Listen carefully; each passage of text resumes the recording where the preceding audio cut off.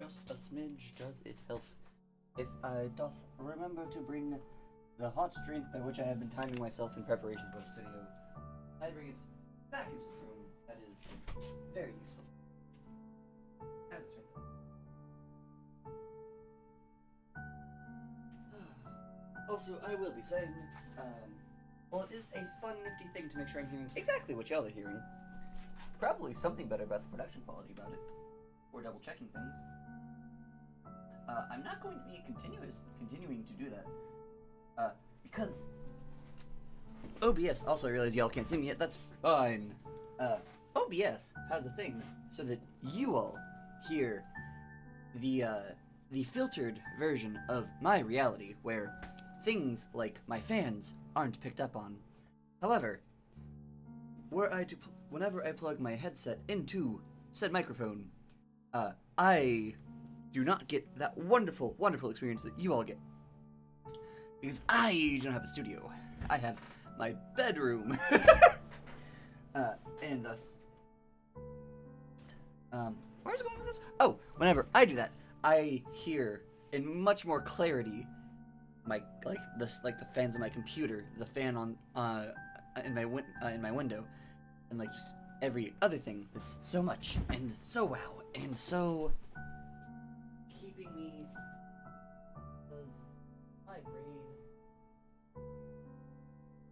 because my brain has ADHD.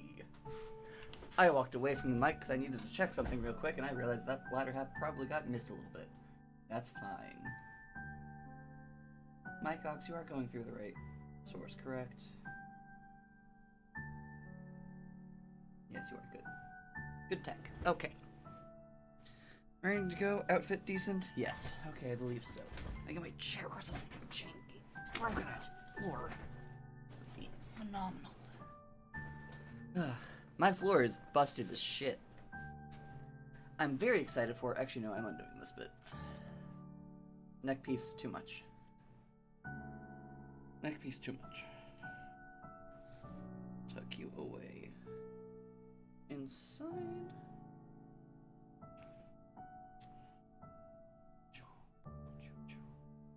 Very funny, I don't normally advocate for tucking because it can cause damage. However, in certain circumstances.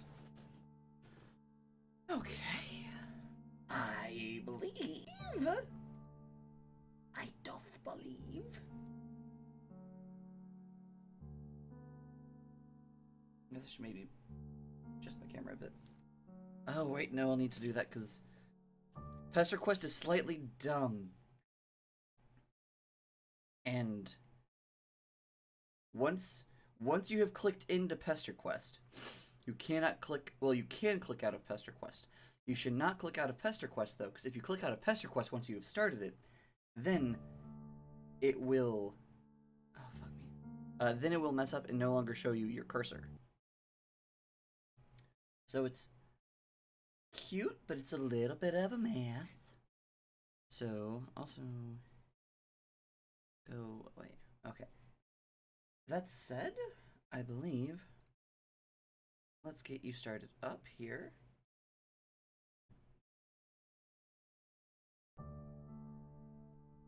And here we go. We are away. Oh, heck no we aren't. Gosh darn it. Okay. Ah. Okay. Okay.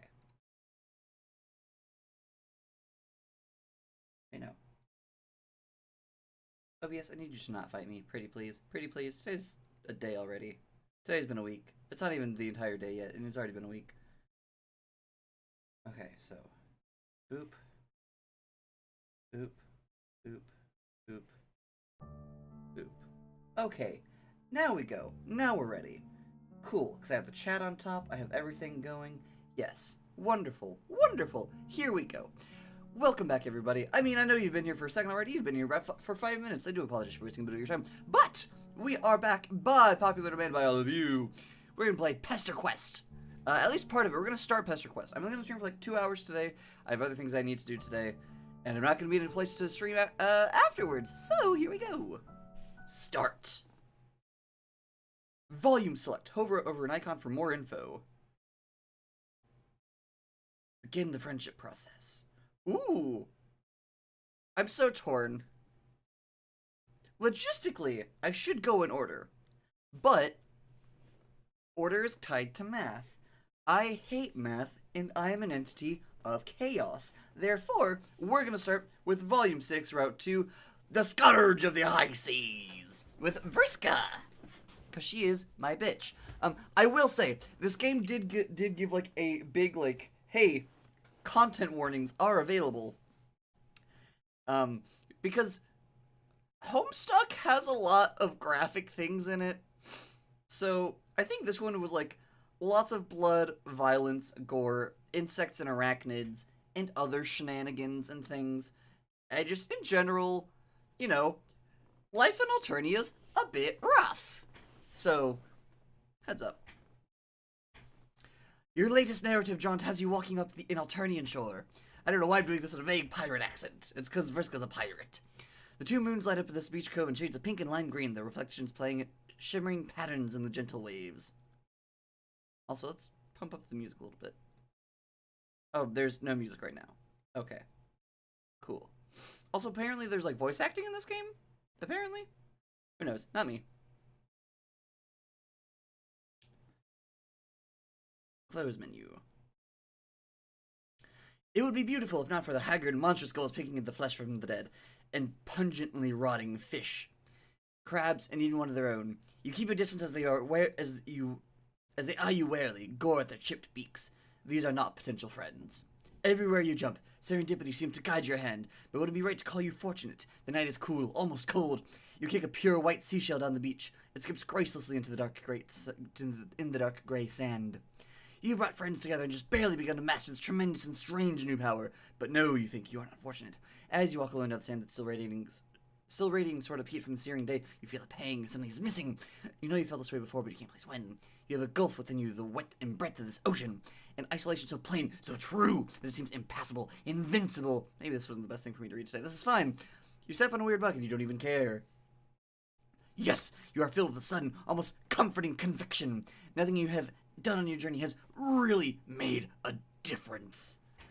This is very, it might be like the rate at which I'm reading this. This is big, Mr. Wren from Sagas of Sundry Dread vibes. You can pick up and put down the lives of these alien weirdos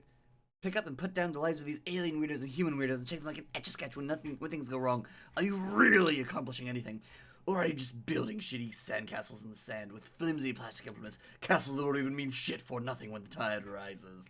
You've decided you are a creature of solitude, you are a rock, you are an island. From now on, you walk alone. There may be an angled figure crouched with terrible posture on dock ahead. Sure, that figure may be sitting next to an intriguing-looking moored ship. Yes. But surely, one glimpse of a potential life to meddle in won't immediately make you fall off the wagon, back to a life of itinerant friendship, right? Oh, sweet. Oh, sweet, a new friend. Phenomenal. God damn it.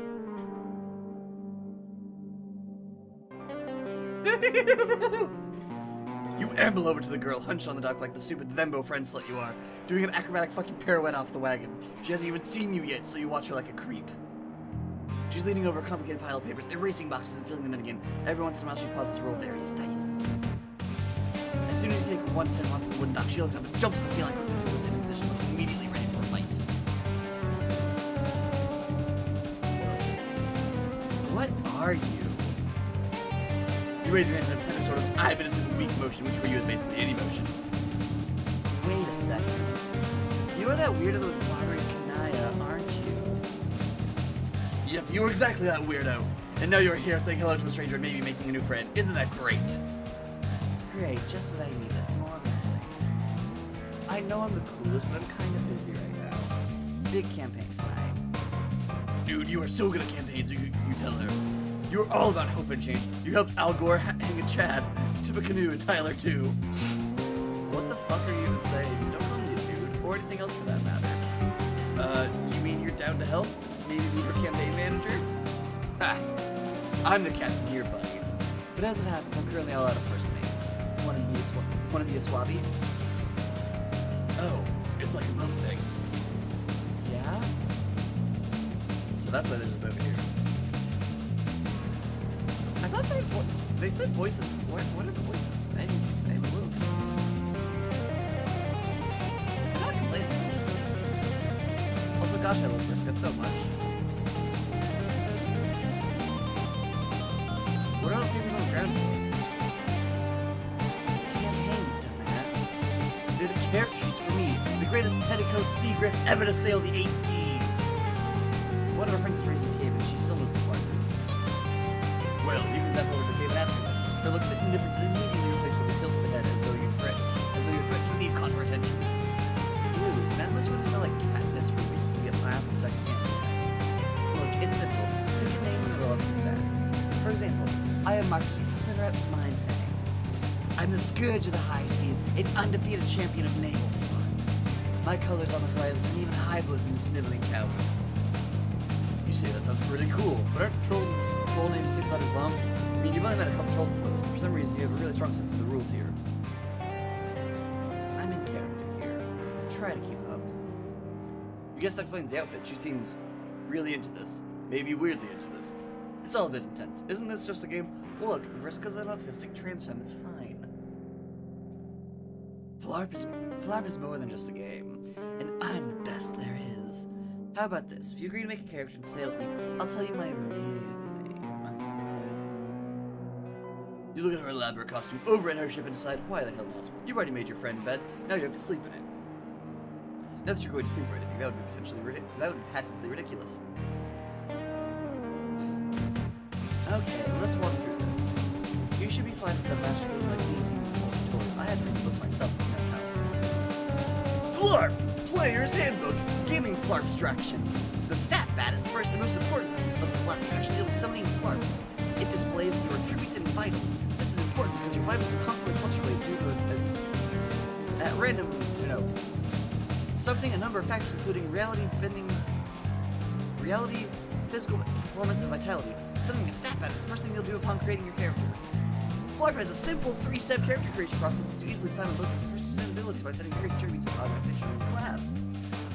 Rolling the dice rostra. You personally fill out the various rostra of your attribution skulls by making 10 dice rolls of varying complexity. This is great. The first thing you need to do is roll dice for each of the 10 dice rolls. It's simple, right? She pops a huge bag of dice out of her silver decks and starts handing you groups at a time. You roll 2d4 for dice rostrum, throw it to the Empress, and get 2 ones. You roll 6d6 for dice rostrum, conduct your stand, and 6 fucking snake eyes stare up at you from the wooden block. Wow, you're really bad at this. Then take the insult line down. I don't have another option. You've got to hand it to her, which is right. She's right. She's right. She's right. You've finished all 26 dice rolls required for this game. You've got below 7 coins. What left? I have never seen anyone roll this before. I didn't even know you could get a 0. That's okay. We saved this by putting the stats in the right place. You look to navigation players' handbook that shows the attributes to Flarp. For some reason, you can read them despite just arriving on the spot for the first time. Look to another page of players' handbook that shows the just arriving on the planet for the first time. Right? So you have Vim, Grit, Ultratude, and Grace combining with real-life vitals to make your HP. Wait, real-life vitals? Your body is weak and shitty. This is some sort of hardcore game. The most dangerous game. If you die in the game, do you die in real life? Yeah. You didn't know. The sheer combined shock of what you didn't know could kill an elephant quicker than Thomas Edison trying to discredit. Wow. You get to roll again when you level up, so you don't be so pathetic forever. I mean, if you survive. But with a scourge like me at your side, you're on easy street. I'm jealous of you, really. You gulp and nod. Okay, let's finish this. The Marquise grins, her lipstick smears a bit where her fangs jut out. You'd think that's just how it is for trolls wearing lipstick, but Kanai's is perfect. She pulls an 8-ball out of her pocket and smashes it suddenly and violently on the dog. You jump at the noise, she looks at you pitifully, then decides not to make fun of you. out of the wrecked plastic sophistic sphere, a gross fucking grubby worm appears. It's like the size of a wiener dog. It's wriggling. You see it's pulsing. Covered in blue to the favorite creation of water. Once that name, all the grubs roll it off monster glistens. It extends to monster massive blue each glistening in the sun of the slowly pulsating light. This is so good. You look away bright and beaming off the dark. Before the sun sets. Don't tell me you've never seen a game grub before. You tell you have never seen a game grub before. Also, maybe she should give a content warning, which makes you watch a thing that includes a glistening ovipositor. To be fair, I did warn all of you this was going to be gross, and you're still here. What? Oh shit. Yeah, that was pretty gross. Here. You bring up the pause menu, click on warnings, and give it a read before making an informed menu. Warnings. Vriska. Okay. A full list, so everyone has them on the same page. Cannibalism, animal, mind control, arachnids and insects in detail. 4. Gore, death, parental mistreatment, gender and identity, discomfort, strangulation, dyspraxia, stimming, United States politics, historical, panic attacks. So, those are all things.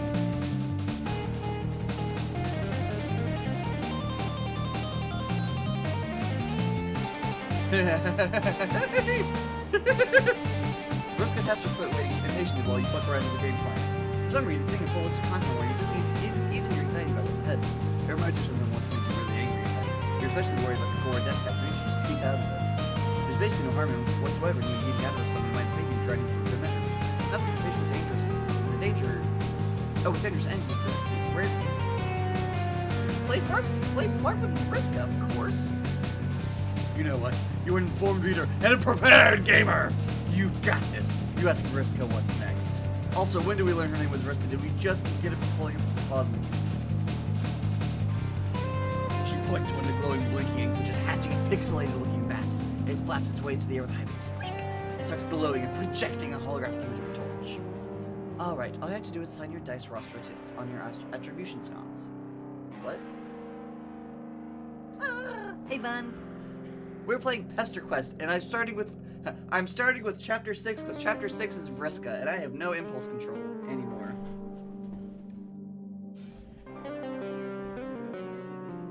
Pick your best and worst stats. Your top 2 stats determine your starting class. There's a lot of classes, but I'm already the best one. Alright, well, this seems simple enough. Drag attributions to the dice roll stream you want to utilize it for. This decision is permanent, so make sure you're satisfied before you press finalize the response. I actually get to choose my class? Kind of? Oh. Okay, what are my stats? Imagination.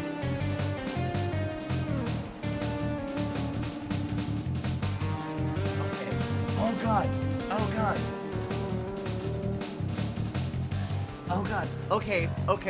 Okay. I actually get to assign my stats. I'm also gonna make a save point at this stage. Okay, let's see. Okay, so my highest score is a 14. My lowest is a 0. Vim, okay, your HP. Rascality, your ability to get away with mischief. Dexterity, your finesse, okay, cool. Your pulchritude, your suaveness, your hard-boiled credentials, important for any action that requires charm or charisma. Okay, so I'll do that one. It's my highest. Grace, your ability to maintain your poise and smoothness. That's for interesting tasks. Appetite, Wait, what? Your hunger and enthusiasm. High app makes you more effective in combat, while low app improves your passive healing. Interesting. Man, grit. Grit isn't just for him, but it's what helps you lift safe spots with cool in your week. Hubris, your sheer confidence. Your high hub lets you overrule your clouder more successfully. Low hub increases your compliance matrix offense. Leverage is the foundation of a balanced power between clouders. I don't know what clouder means. Imagination, your inventive is highly useful for all classes of clouding. Okay, so I want to go with... So, Pulchritude is... I'm going to put that at my highest for... Oh, wait, hold on. Do I get to see... Hold on. Wait, hold on. Can I...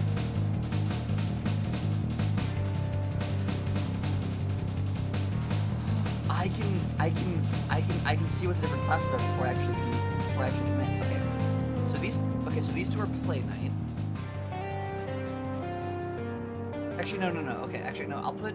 Oh, though. Actually, I'm curious if I put pulchritude as second highest, but that as actually highest is okay. That is the same thing. Okay. Let's see. I'm going to put. Okay. I think I'm probably gonna stick with play night. Probably. Okay. I'm gonna see what hubris gets me. Hottie with a body. Oh my god! I feel like I have to go with that one. Do I just have to go with that one? I'm pretty sure I have to go with that one.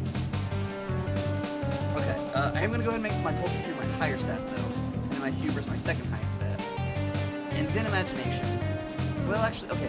One more combination. I'm not gonna do all of them. Pompous thaumaturge. Ooh, I kind of like that. Honestly. I think I'm gonna do hottie with the body. That's what I'm gonna go with. Oh, though what does leverage get me? Social mountaineer. Web minister. Nah. Okay, yeah. So pulchritude highest, hubris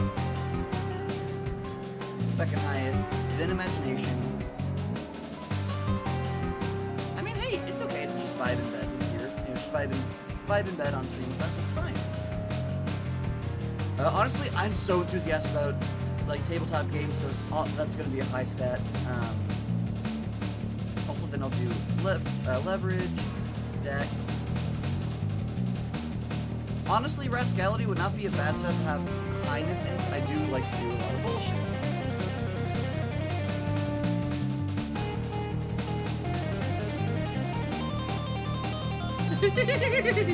This is such a bad class, probably. Like, I have such bad stats, but this is fine. I'm gonna have so much fun. Your two highest attributions are pulchritude and hubris. Your starting class will be hottie with a body.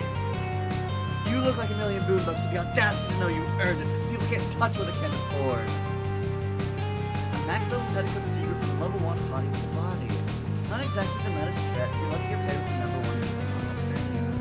Before I can carry you to victory, there's more of this bullshit? What now? Is a giant saber going to poke its head out of the sand and puke up some more fucking game mechanics that will be described in excruciating narrative detail? That being so dramatic, your character needs a name. Oh, a name. You already had one of those, though. You told Jade it already. Man, you're not feeling as comfortable with it right now. You're not feeling as comfortable with it right now for some reason. Why is thinking of yourself as a distinct being with an identity and in history feel so uncomfortable? What's wrong with you? Might as well just make up a character name. Name your character. I'm so torn. Because on one hand, hottie with a body, top 2 stats are hubris and charisma, basically. Pulchritude and hubris. That's just my D&D character, Irate Tool and Ken Cheville. That is 100% just my fucky little cleric who's trying to become a god named Irate Tool and Ken Cheville, who has like who has like 28 charisma at level 18. So, I really feel like I should just name my character Irate. But I have 2 other characters. I have a succubus character named Restrain for irony reasons, and then a tiefling shapeshifter named Raz, who is a courtesan. Or I could just name her fucking Liliana. Yeah, I'm just gonna do that.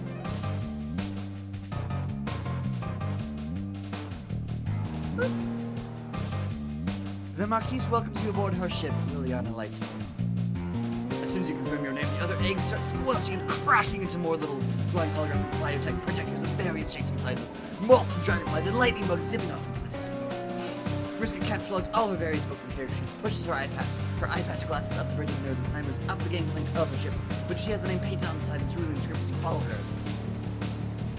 Brigantine. Here, hold this. Vriska hands you a rope. You hold on to it, keeping the mainsail rolled up as she scurries to and fro after bow across the deck with the deck of the ship, making adjustments. You watch her try to tie double bow line with triple dexterity of her mechanical fingers, throwing frustration under her breath. You politely look away and try to make idle conversation. You ask her for her end of the bargain. Her name! You made a character and she tells you her name. That's the deal. She secures another ring and something back over to you. You haven't really made a character. Is your fit not already fresh? Perhaps even the freshest? Here. She jumps an extra outfit out of her inventory, looking almost exactly like an earlier version of hers, smaller with more amateur stitching. You put on the big bridge coat and feel super badass. She looks at you, tilts her head to evaluate, and grabs a jaunty hat, feather it all from her Silex, and pops it on your head. Nice. Alright. My name's Vriska. Yeah! Troll handle Arachnid's grip. God, I love Vriska so much. I love my patron troll so much. She's so... Oh! I love her. I love her. I love her. Vriska Cirquet, don't you forget it. Vriska Cirquet, or the Marquise, satisfied with her preparation, snatches the rope from you and lets it go, unfurling the mainsail. She practically skips to the captain's wheel, ready to steer the brigantine out of the harbor.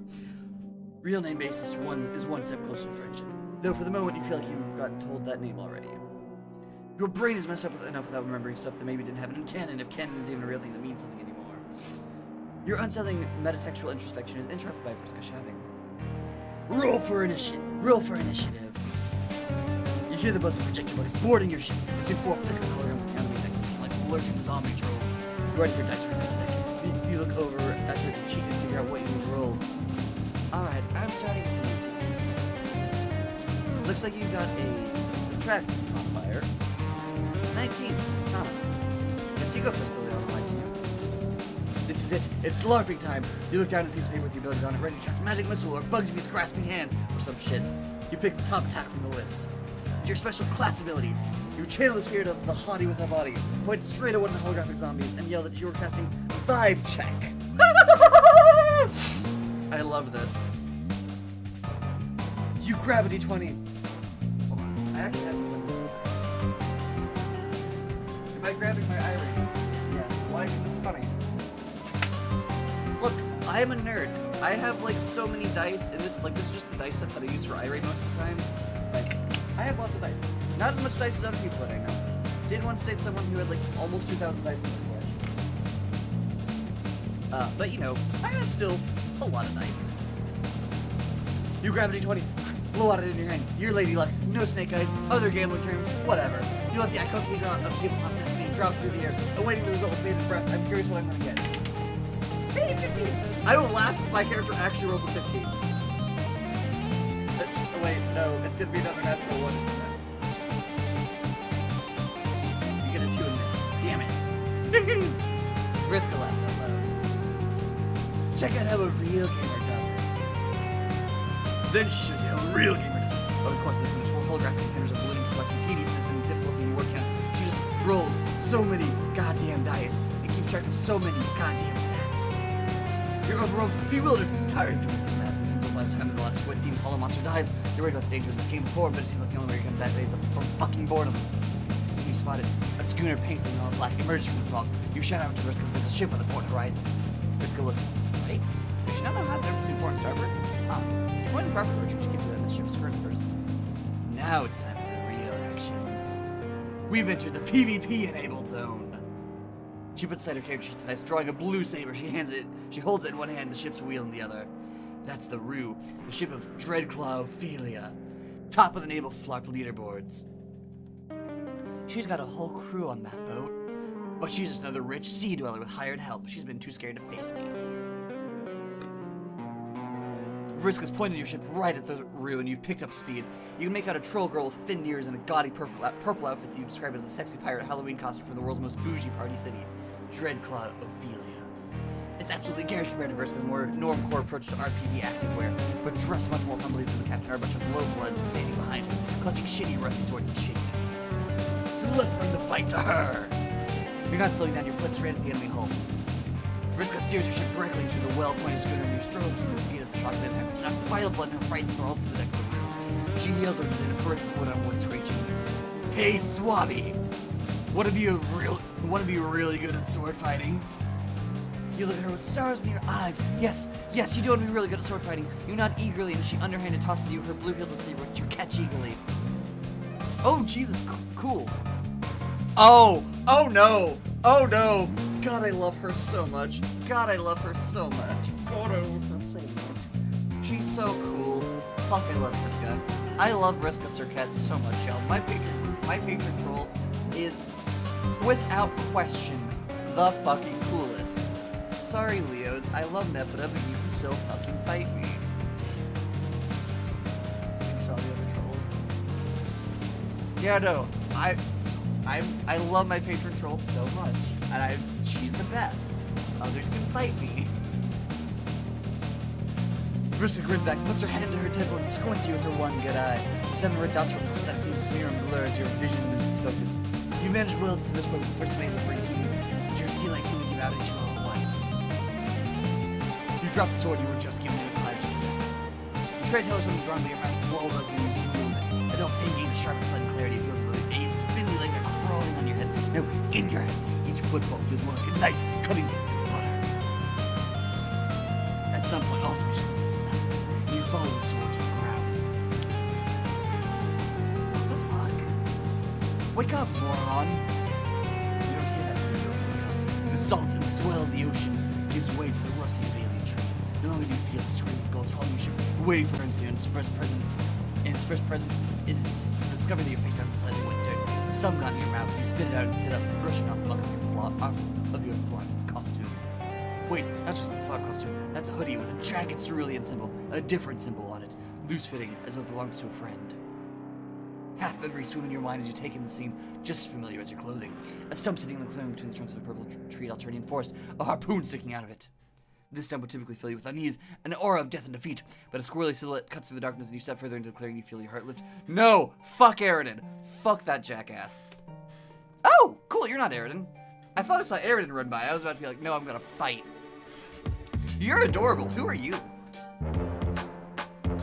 Sitting there on the stump, kicking bare feet back and forth, tilting your head side to side, smiling which is your friend, Buldir Lamani.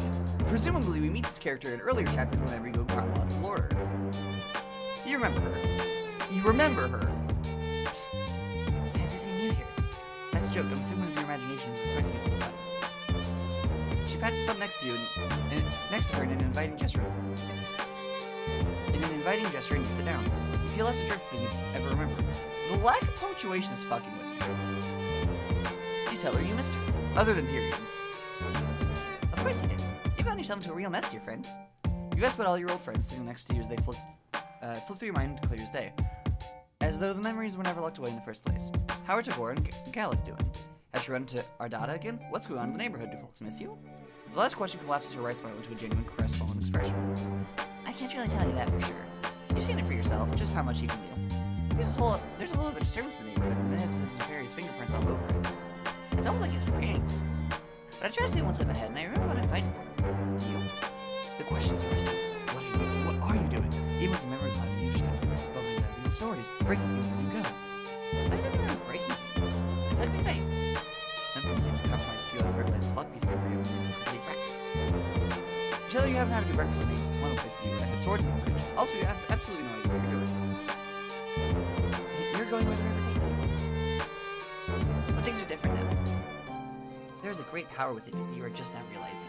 The power to shape the river, and to use its waters to scour the lands as you please. The power even he doesn't fully realize. You look down at your hands, sitting next to her, you start to remember the green room, the story you followed into. You tell her there's so much broken and you have no idea how to fix it. Fuck do I feel that? You tell her you wish she was real, not just in your head. She'd know what to do. She tilts her head inquisitively. Am I, though? Just in your head, I mean? The story's only broken if you accept that it's broken. You think the story is something given to you. But it's not. Puppet message is trying to tell you that the strings there really are the one. As she says, her head jerks back oddly, but she continues whispering calls out.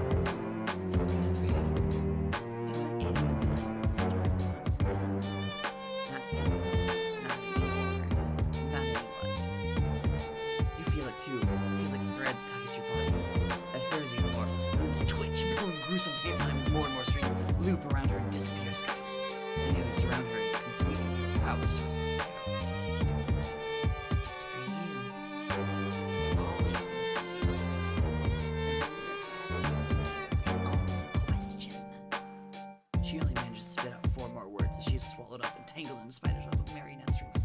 broken. What will you do? I don't trust that. That was some Dog Scratch white with green outline shit, and this looks like Dog Scratch's room. Dog Scratch, more like Dick Scratch, am I right, gamers? The whole scene seems to melt away in searing green, and you're falling, dancing beneath the skilled hands controlling you. He is here, he was already. Ticking of 1,000 clocks, exactly in time, echoes all around you. Fear. Fear. Fear.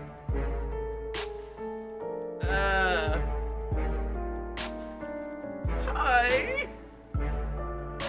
Did you miss me? No.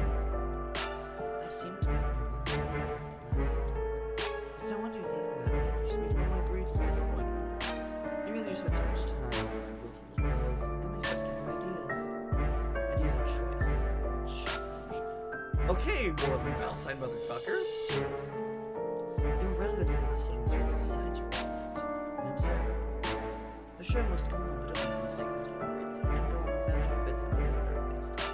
What's that? What am I doing this? I'm afraid not, darling. I don't even know what you're referring to. To what you're referring? Tears start at the edge of your eyes again. Or tears sear at the edge of your eyes again. Try to keep hold of your words in your mind until the strings squeeze the breath out of you. What will you do? Another voice seems to answer from another place entirely, scratchy and loud. It says, "Fix this!" You wake up. Cold stone and a draft greets you. Charming. Oh! Huh. The symbol on Vriska's flarp poster looks a lot like the battle axe from that one iteration of the lesbian flag. I wonder if that's intentional. You blearily open your eyes, memories of the dream already fade into wisps in your mind. You're in the cluttered bedroom, or the cluttered respite block that you're sure is Vriska's face on broken 8-ball scattered everywhere. You pick yourself up off the ground and try to think about it. You pass out back to the break teachers for a issue. You turn around and see the window. You look outside and see a dramatic scene below. Vriska is mind controlling a group of thralls. One shows him one up with the dread collie around. Giant spider, heaving, hulking. Vriska's about to feed the losers of this game to her lusts. Oh man, I'm so torn. I'm so torn between... I mean, we can intervene with the cultural customs of like another place. That's not right.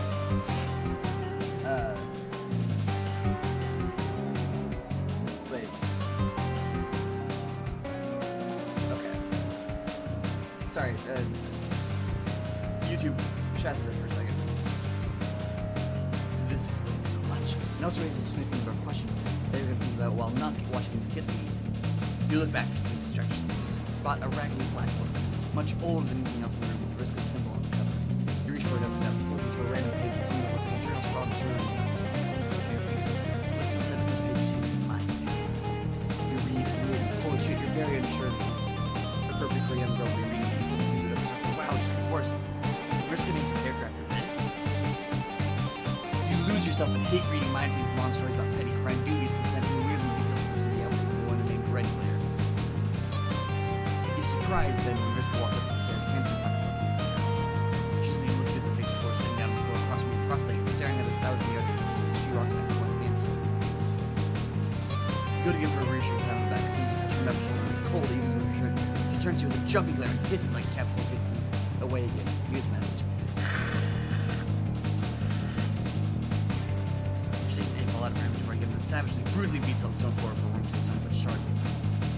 Then she occasionally picks up and bruise the apple and burns, clutching on a bunch of her fists. But as minutes past her breathing slows down by her. Aw, poor baby. Aw, baby. Oh, baby girl. Oh, sweetheart. I want to hug her. You don't say a word or bring up what happened. She's the one who talks first. Earlier, you seemed like confused about why I care so much about playing a character. She thumbs the dog-eared edge of a worn piece of paper in her sharp gloved hand, staring at the wall. She's still got blood on her jacket, blood that almost makes you retch with the memory of spidery mandibles devouring her spoils. One glimpse of him makes you sick. What would dozens do?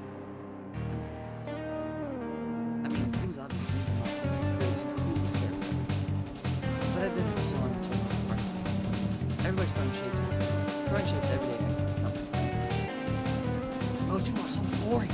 They don't dress up, they don't act, they're always so obsessed with the exact kind of clothing. The exact kind of clothing they were yesterday. Maybe you don't have to be seen. Maybe you can go on a support drug and find out you like it. Maybe it's nice to put something your lessons doesn't cover. And maybe people who only ever know you as the girl online on the others. Or on the other ship who's like super badass and good at things. Come on, you can't tell me you never want to ask. You eventually make closer to her during this round, looking through paper. It's a spreadsheet looking at a series of boxes she's filled in with ink. Name, Marquis Spinneret Mind Thing. Class, Petticoat Secret. Gender, F. Lots of exclamation points.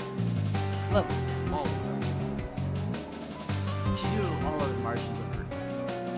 All of the margins. Art of caffeine chips, swimming swords, and drinking coffees. Have you ever wanted to be someone else? Question makes you uncomfortable. Just pondering who you are and it feels good. Plug playing character, filling out a sheet like this for yourself seems impossible. Piece of paper representing all your physical and mental attributes. I would like a canvas to common outlines there and defining the boundaries of every conceivable personality. You don't even know how you feel in the gender balance. You don't making friends, okay? Something should do this to you. You're just desperate, crazy things in here. Like your gaze at the bird.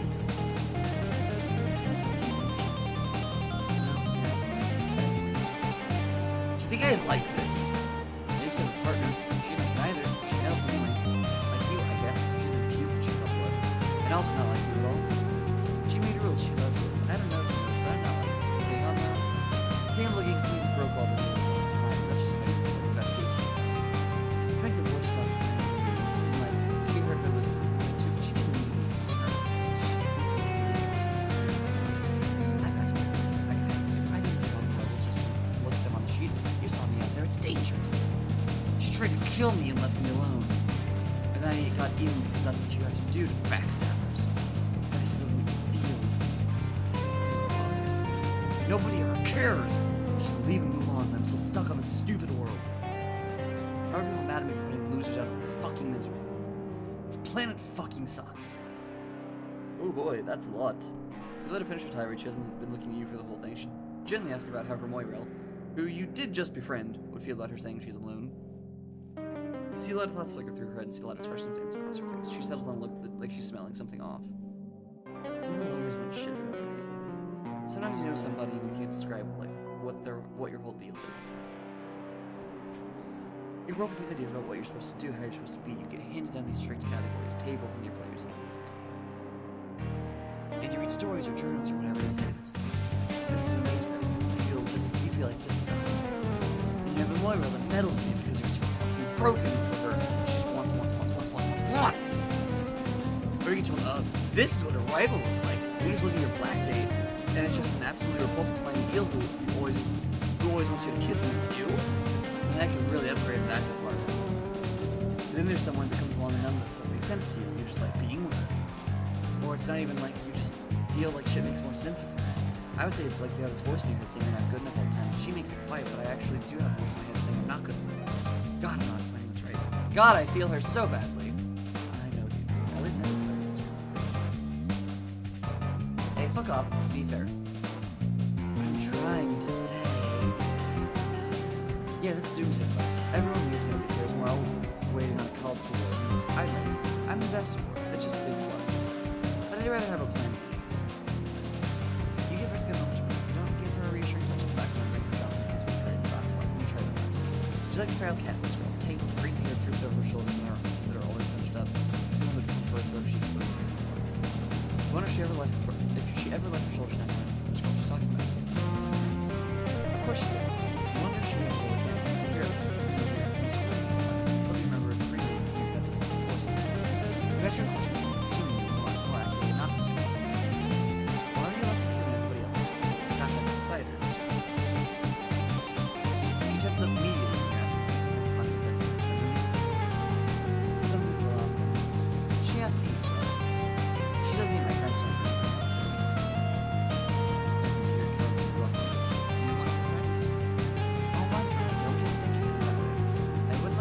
Cat either. It's not like my...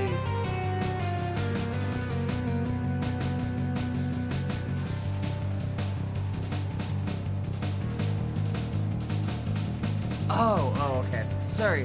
So her quirk is that she replaces bees and B's with 8s, and also like anything would make an 8 sound with the number 8. But something about saying BFF, like BFFC, with an 8 in it just completely made my brain short out. I wouldn't let her eat Carcat either, and he's not like my BFFC for life or anything. Plus, you helped me out, and that's the pirate code. Plus, Fussy Fangs would be mad. It must be hard separating trolls into 2 classes, friends and food, like that. It must be hard and nobody understands. I mean, that's how it works here. Everybody's got someone to kick down on. Except for us bloods, but them's the breaks. Somebody's got to be on the bottom to keep the whole shebang afloat. Getting people lower down than you is what all the school feeds say you're supposed to do. So get ready for a life of space war against. Well, it mostly seems like they just kill more low bloods. That's all that happens.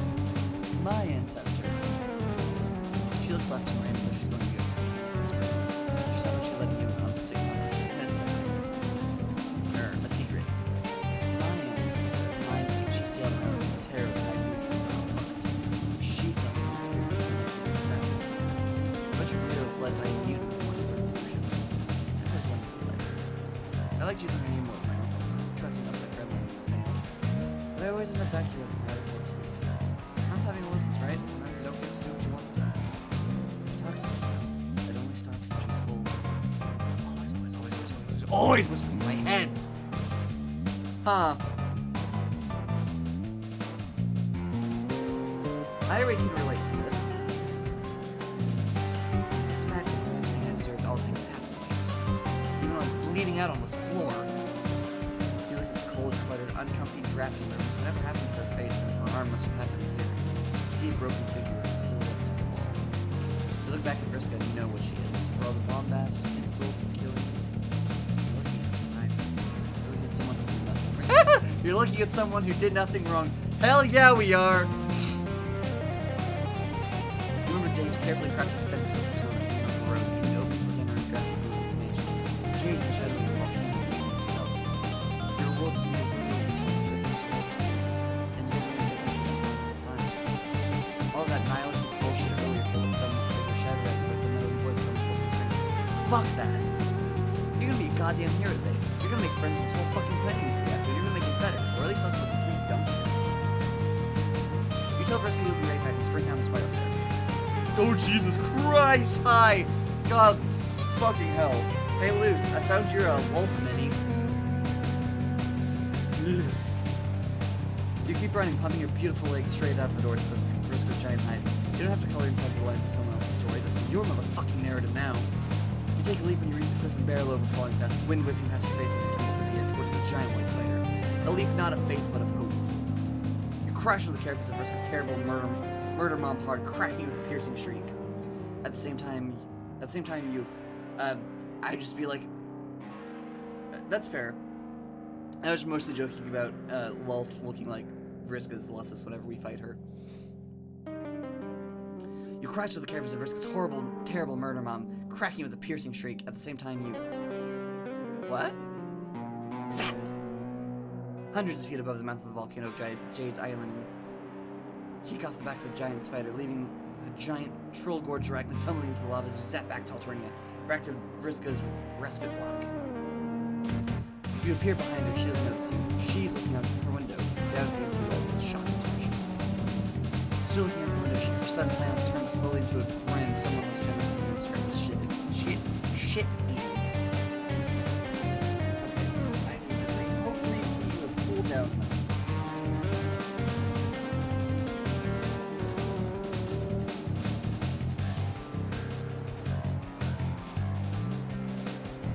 I don't know what would have happened if I had put my name in the first Mr. Cat.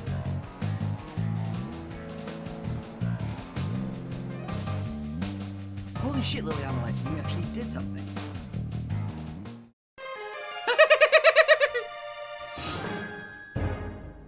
Amazing. Hell fucking yes. Lussus dunked in lava. Fuck you. Oh. Okay. So is that... Okay, so that's the entirety of that route? Okay, cool. Interesting.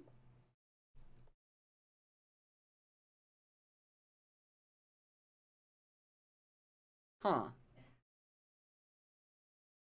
Funky. I no longer have my mouse cursor because I had to check on YouTube. So let's see. Volume 1. Magic is fucking real.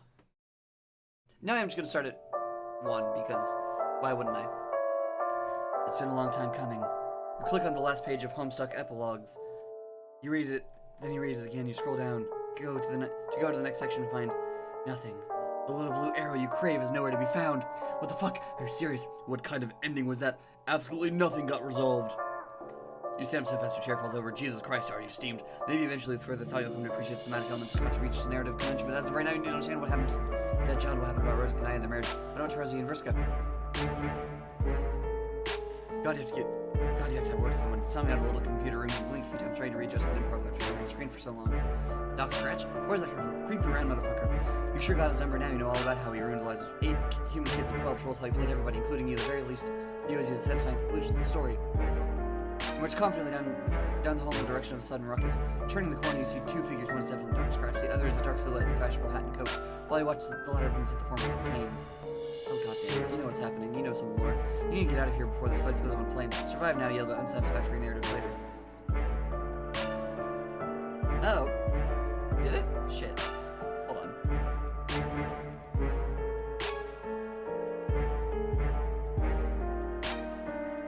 Oh. No. No, you're right, actually. Hold on.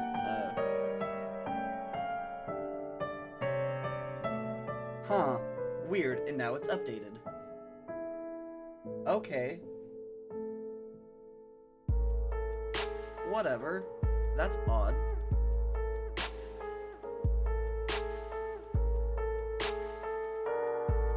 Huh. Very weird. You sail through feet first, bracing for the smell of... Oh wait, I think I missed a thing. With that in mind, you leave behind this ridiculous altercation, trampling a pile of notes and photographs on her foot as you make run for the fenestrated wall. See ya, suckers. Yeah, no, there is something weird going on. I don't know what. Because for some reason, the display capture is not displaying everything that is to be displayed on the screen that is being captured. Which is odd, but okay, whatever. You sail through feet first, bracing for the smell of overturned earth inside of the twin Alternian moons. Man, it's going to be good to see your friends again, especially now that you're armed with all of this canon knowledge. What surrounds you is not Falzer's corpse field, it's a whole lot of nothing. Are you lost between worlds or something?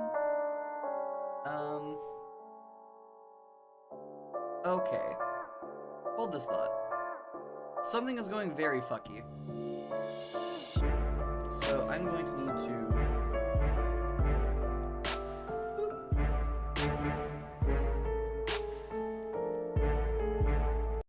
You need to close the game, then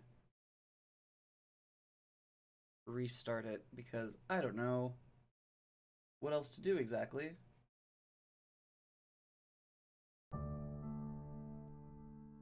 And if YouTube shits the bed again, I'll just hope that it fixes itself.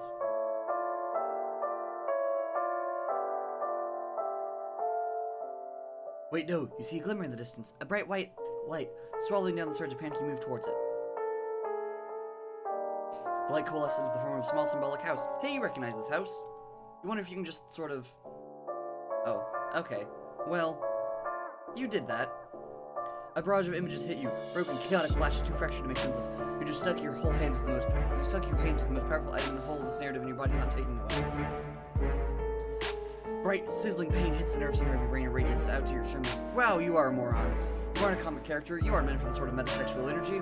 It hurts. It burns. It unravels you from the inside out. Then everything goes white. Oh. That scared the shit out of me. For a second, I thought the game was actually crashing. Okay, cool. Glad to know that's not actually happening. What a lovely morning. The air is fresh and crisp. It's early spring, probably. You find yourself on the sidewalk in a suburban neighborhood facing a neat, friendly house. A neat, friendly boy standing through the window on the second floor looking down at you. At least, you hope he's friendly. Man, you'd really love to be his friend. At first think the boy's looking at you, but instead he appears to be looking at the mailbox, which is so full that the door's half open. Looks like someone crammed a whole box in there.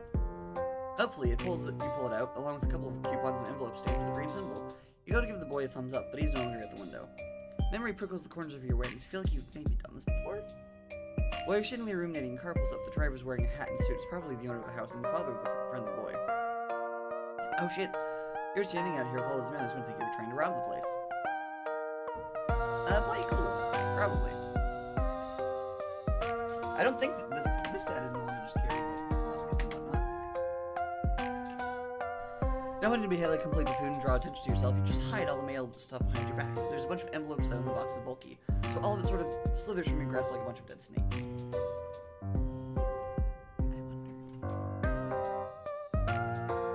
The distinguished man in his flawless suit looks at you from across the yard. You can't see his eye under the brim of his hat, but you are absolutely sure he's giving you a look of intense fatherly disapproval. A little shame goes through you. Wow, this guy is good. He's not even your dad, and you're just losing it under his disapproval. You expect him to start shouting or calling the cops. You're so obviously stealing his mail. But instead, he just keeps looking at you. Does he know you? Is he someone you should remember? Or is it just the platonic ideal of dadliness that crosses time and space, eternal in the iterations of reality? That sounds like some bullshit, though. Slowly, the distinguished man shakes his head. He goes inside. You can't quite put your finger on why, but you know you're somewhere else.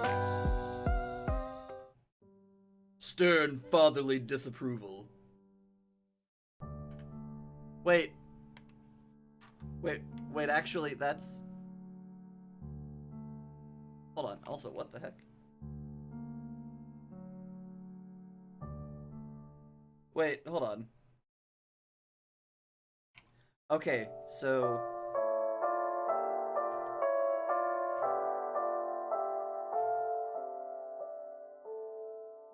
Whoa, nope, don't do that.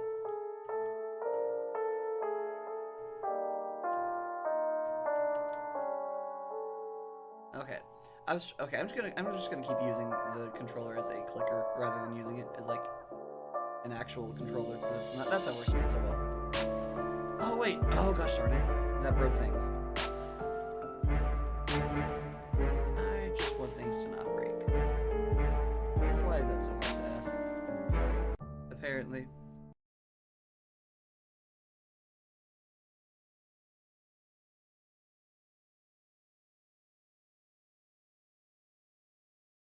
One moment. Apologies.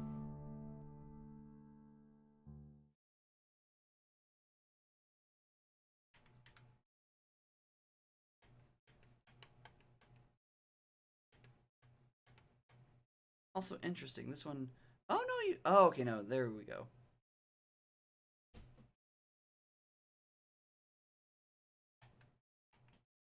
Interesting. Oh, I see.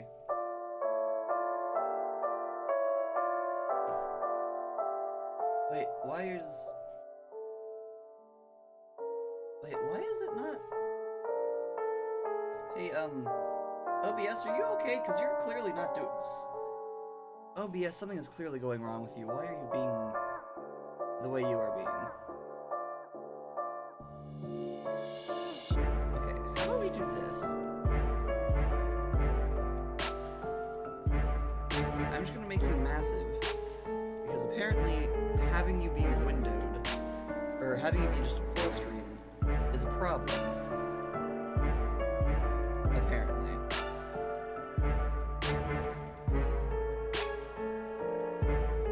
Cool, so apparently we're just gonna do this.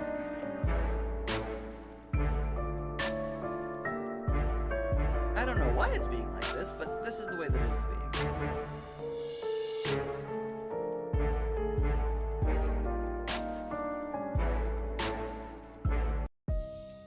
Okay, so this time we're gonna do hide the evidence.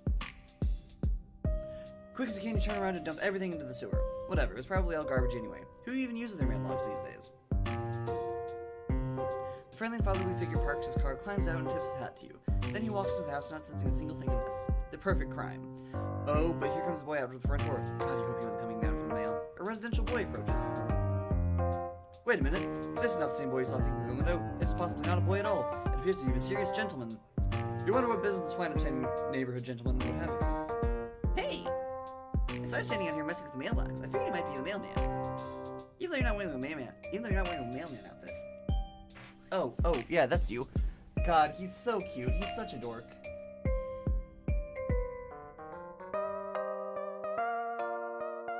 I think the boy my tea is cool enough to drink. I'm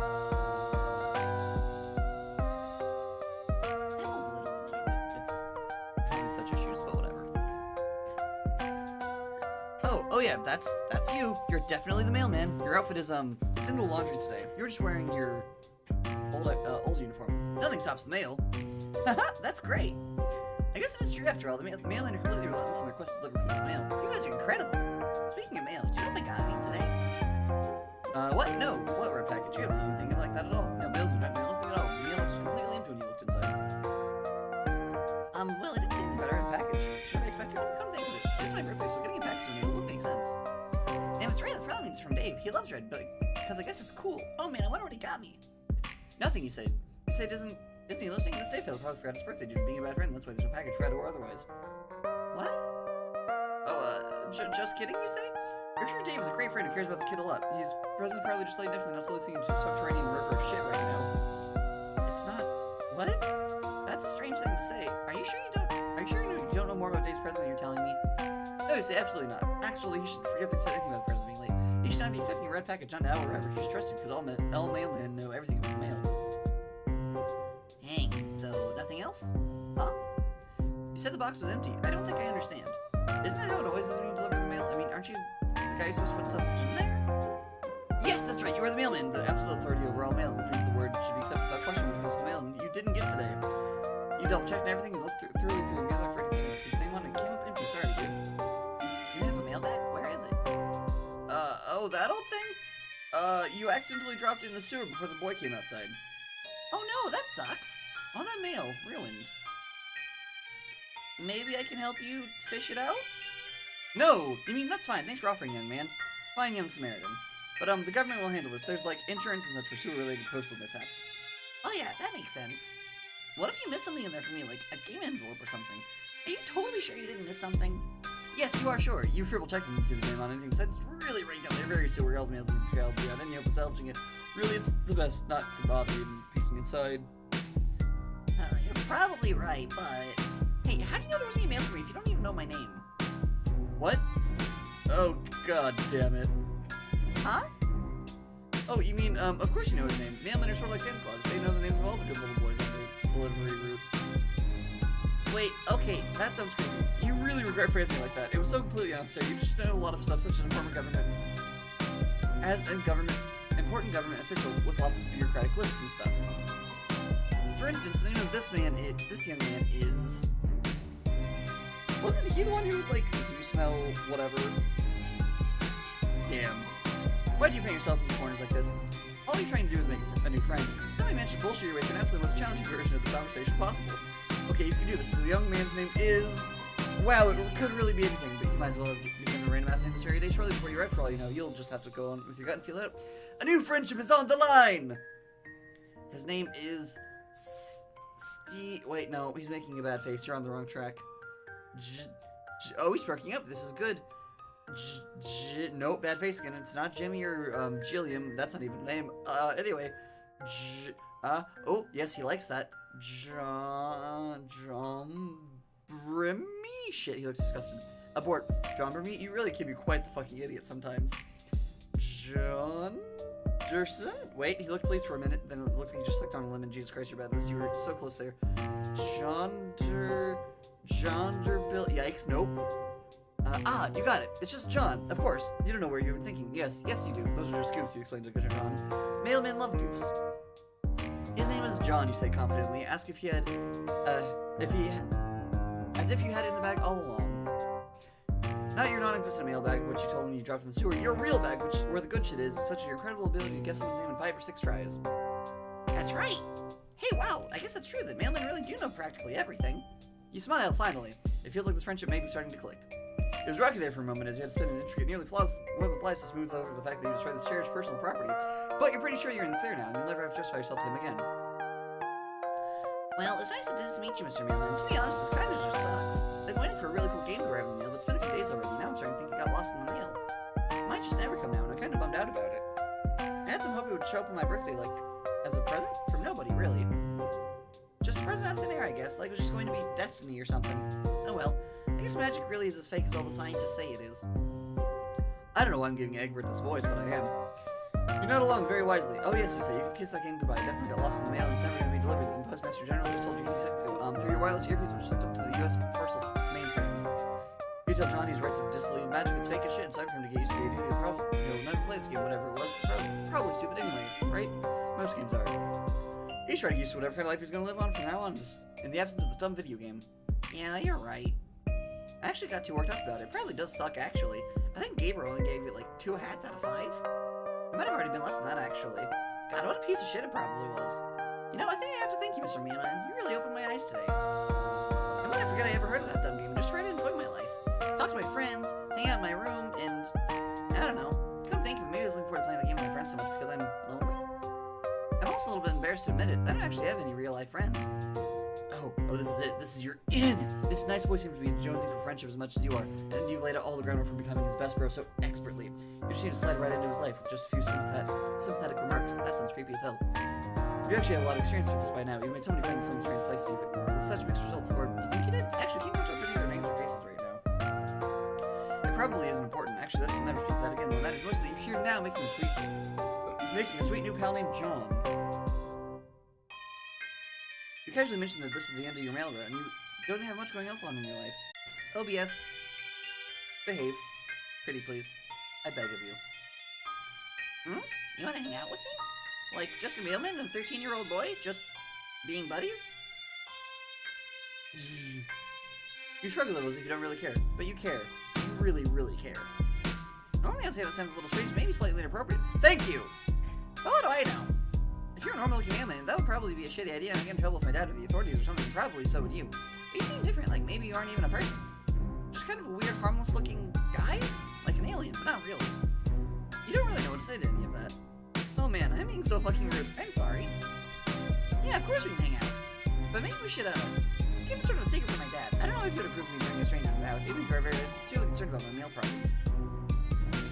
That sounds fine with you. Now that you think about it, you still aren't sure why his dad didn't see you dumping all the mail in the sewer. But he probably didn't, otherwise he would have had some more to do, surely. But still, it's a risk you shouldn't be taking under these delicate circumstances. There's a friendship on the line. Okay, I'm glad you agree. It sounds like we have a sneaking mission ahead of us. Actually, it sounds like it could be fun. Oh yeah, it does sound fun, especially, except maybe slightly triggering since you've done a lot of dangerous high-stakes sneaking in the past and you can't quite remember it. But still fun. Mostly fun. You can't wait. Yeah. So, how should we do this? We could either sneak upstairs to my bedroom while avoiding my dad and just hang out there for a while. Or if that sounds too risky, we could just stay outside. I've got some sweet playground equipment in the backyard. What will it be? I feel like inside is where his computer is. His computer is where his friends are. So, I feel like the inside has more potential for, as the children say, shenanigans. Also, let's save real quick.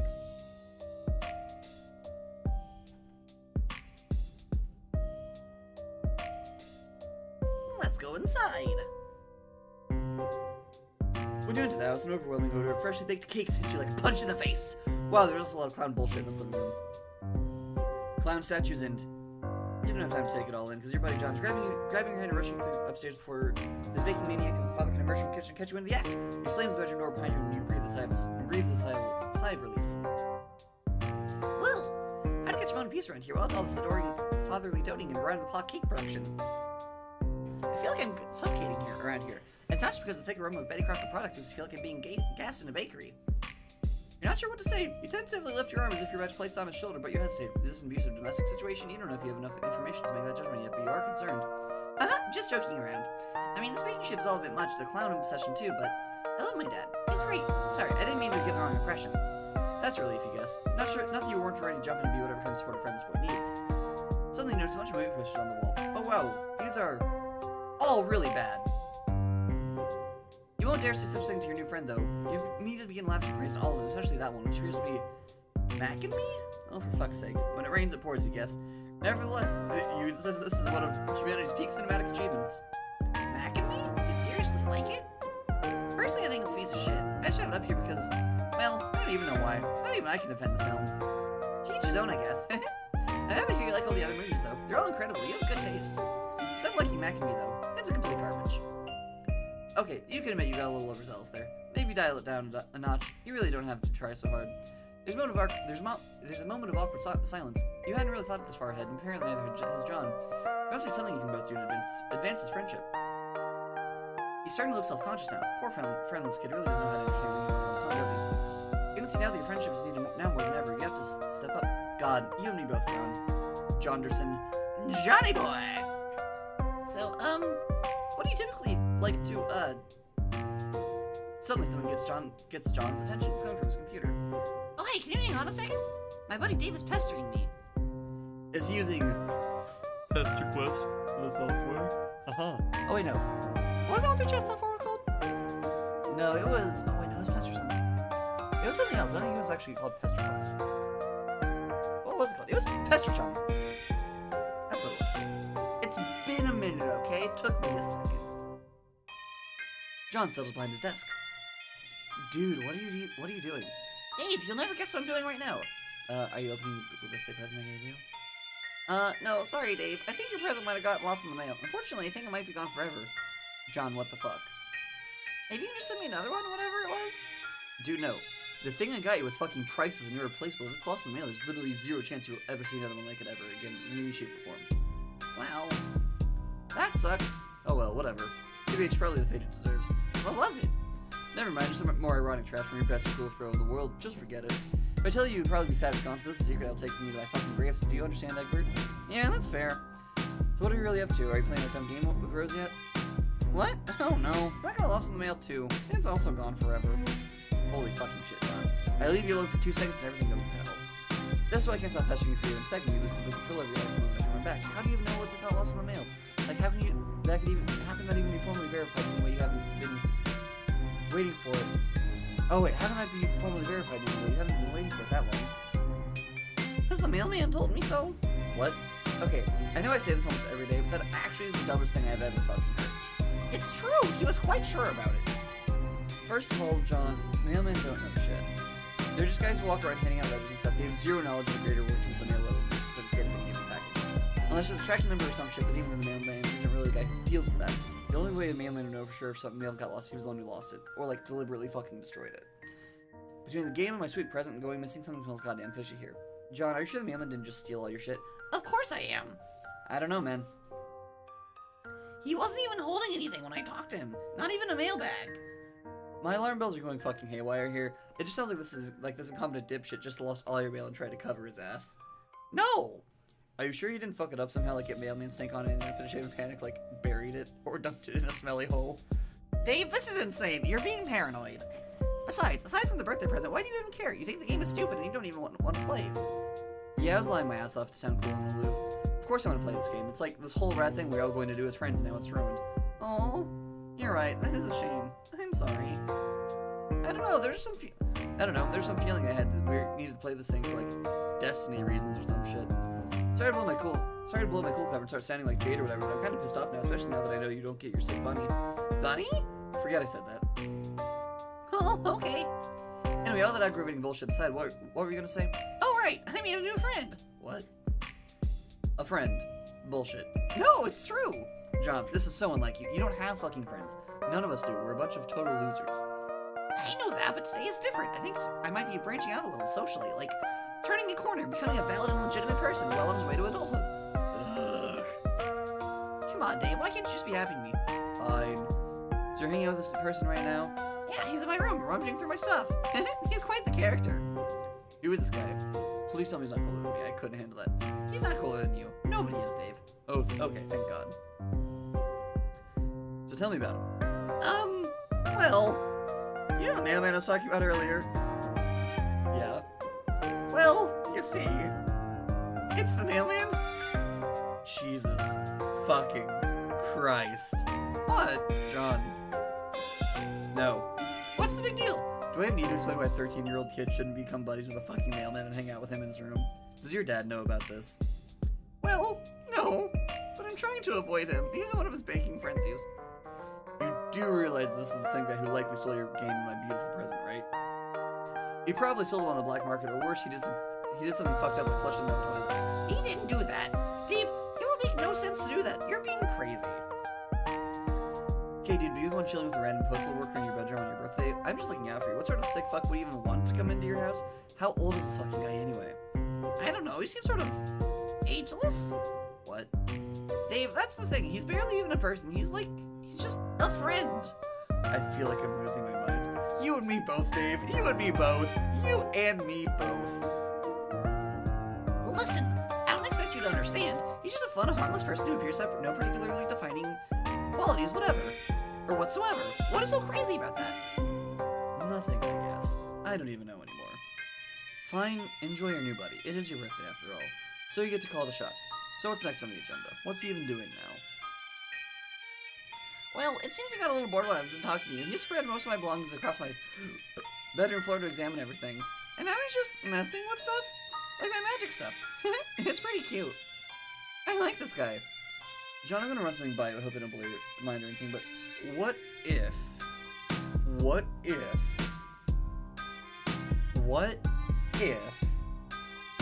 John Burt, Johnny Boy, Dog Burt, what if this guy is me, mailman? What? Dave, no, I refuse to accept that.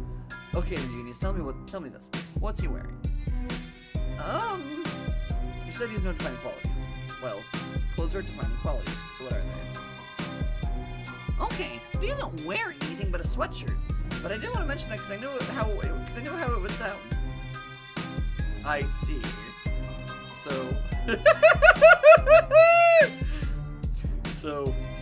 no mail uniform, no mailbag, no fucking mailman hat, just no pants. Yes, but that's not weird or anything. I told you, he's like a pet? Shit, that sounds condescending. You know what I mean. Oh wait, shit, I accidentally hit a button.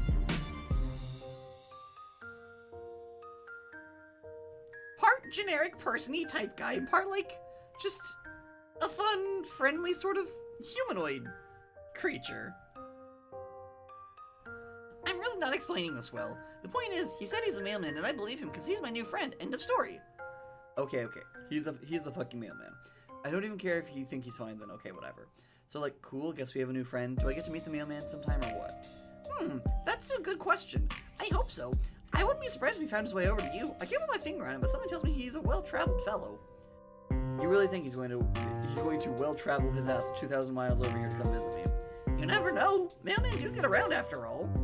Shit, that checks out, actually. Okay, I'm getting kind of excited now. Yeah, that's what I like to hear. I should probably get going. He's really going at it over there with all my bedroom crap. I don't want to be a rude host. Alright, I'm gonna leave you boys to it. Happy birthday, dude. Thanks, Dave.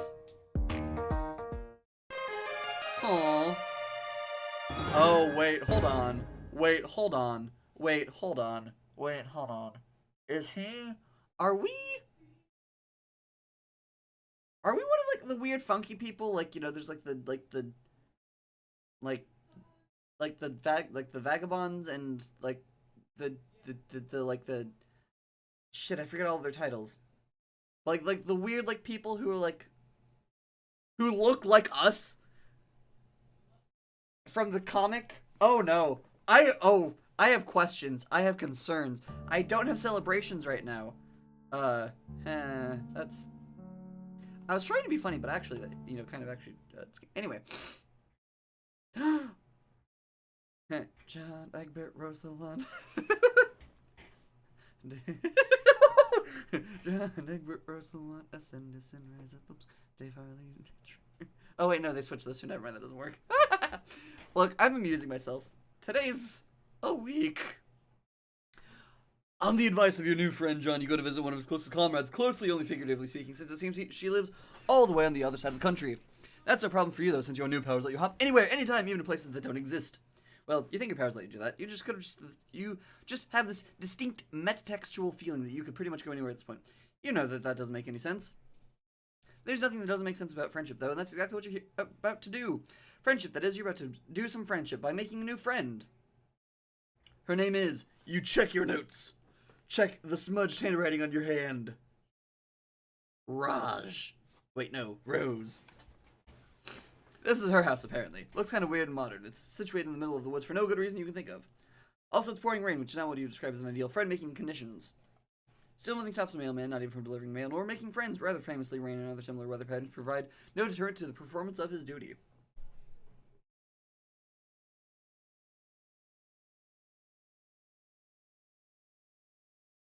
And there is no more important duty than friendship.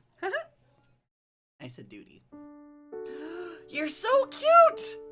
Oh, Rose, hi! Oh, BB! I love Rose. For anyone who maybe didn't know, my favorite human characters in all of Homestuck are Rose and Jade. They're just amazing A-tier characters. Suddenly, when the girl approaches, who goes there? Oh, it's your new friend Rose. Obviously, there's literally no one else it could be. I mean, it could be Mom. You introduce yourself. You are the cool mailman who John told her to expect a visit from soon. You would doff your mail hat to signal a friendly greeting, except recently you accidentally dropped into a sewer along with all your other mail-specific clothes, as well as the mail you're supposed to deliver, as you explained to her gratuitously in an unconvincing manner. It's not a great start, you admit, but you've done much worse. You are not a mailman. Yikes!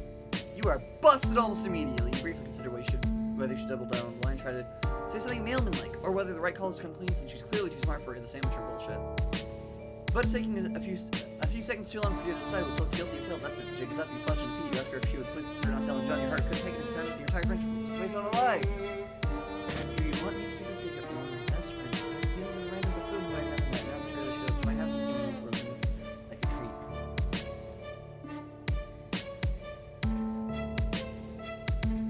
Yes? Oh, OBS, please behave. Come on. I believe in you. You can do it. Yes, that's what you want. It's an interesting proposition, if for no other reason than it's audacity. I admire your determination. This really doesn't mean we're friends, though. Oof, rough. Well, that's fine. You're hopeful. Your mind is fuzzy, but you think you remember this. You're good at this. You're excellent at making people like you. You're excellent at making people like you through underhanded means. You can't wait to take it. You can't wait to take advantage of 13-year-old girl's goodwill.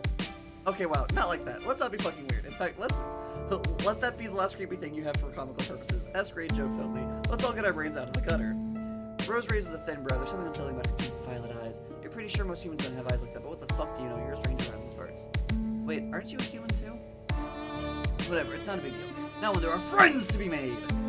Or something. Do you want to come inside? I was interrupting each other more than yours. Far be it for me to ever put your into an evil-gazing sidebar. Just ever so slightly wet out here. You'd absolutely love that. If it's not too much trouble, of course. You wouldn't want to put Rose out. You're lying though, you're 100% fine with being absolutely infuriatingly obnoxious if it means making a friend. Rose presses her lips considering. My predilection towards me, you weren't all that John told me about. So, he also said that you had certain powers. Powers of teleportation and time travel. I told him that he must be mistaken since it's well known as fact magical, although popular in the engaging subject of fiction, it's fake as hell. Oh, your zapping powers? No, those are totally real and not fake. Real in a different way than you being a mailman is real, since you actually made that up. Is that so? Prove it. You shrug. Easy enough. You hold out a hand after a moment of hesitation. Rose puts her fingers in yours. Her nails are long and sharp and painted a glossy black. She closes her eyes and her umbrella droops. Should I picture my room or something similar? I'm not quite sure how this is supposed to work. She still thinks you're fucking with her. You tell her that you guess you can do that if she wants. You zap the two of you inside the big modern house, and when you open your eyes, you find yourself inside in a large, messy bedroom. Oh! She drops her umbrella. You really did that? Rose stands in the center of her room in full rain gear. Her boots track muddy prints into the thick white carpet. Surprise! You really words. Wait. Okay. OBS, YouTube, are you good? You good? I keep getting some notifications. Are you good? Okay, I think we're good. Apologies. Rose puts a small hand into perfectly painted black lips. She's momentarily lost for words, and when you get the feeling that it's not a thing that happens very often, her eyes are wide and deeply purple. They're sparkling, you might even say. Hold on, I'll be right back. Stay here. Don't go out into the hall. It's not safe. You tell Rose to take your time. You're happy to just stay dripping on the nice clean floor. She leaves the room and you take the opportunity to examine your surroundings a little more closely. The bed is unmade, books are strewn all over the floor carelessly, and a collection of half-drunk cups of coffee crowd the desk. Half-finished hidden projects lie in soft piles all over this room. In setting down and putting her attention to one thing at a time. ADHD. Mood! Manually, now with interest both friends. You can't imagine something for just one. Rose has a number of posters on her walls, although nowhere near as many as her John's. The calendar hangs beside the window and days ticked off a little X all the way up to 4:13, which is circled. You step closer to read the year date up on the corner. 2009. But what in the hell do you care about the date? You can make friends any day of the damn week. Rain or shine, date, night or day. Rose sure is taking a while out there. She told you there wasn't safe out in the wall. Maybe she hadn't just been cripping. Maybe she was actually in trouble. Pardon me? What should you do? I think... Okay, I think we need to stay put. I do need to go, I need to step away from my computer for just a second.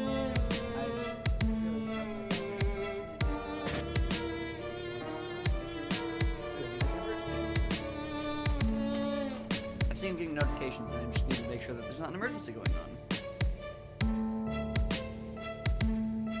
Come on, phone, please connect. Ah, okay, cool. Everything is fine.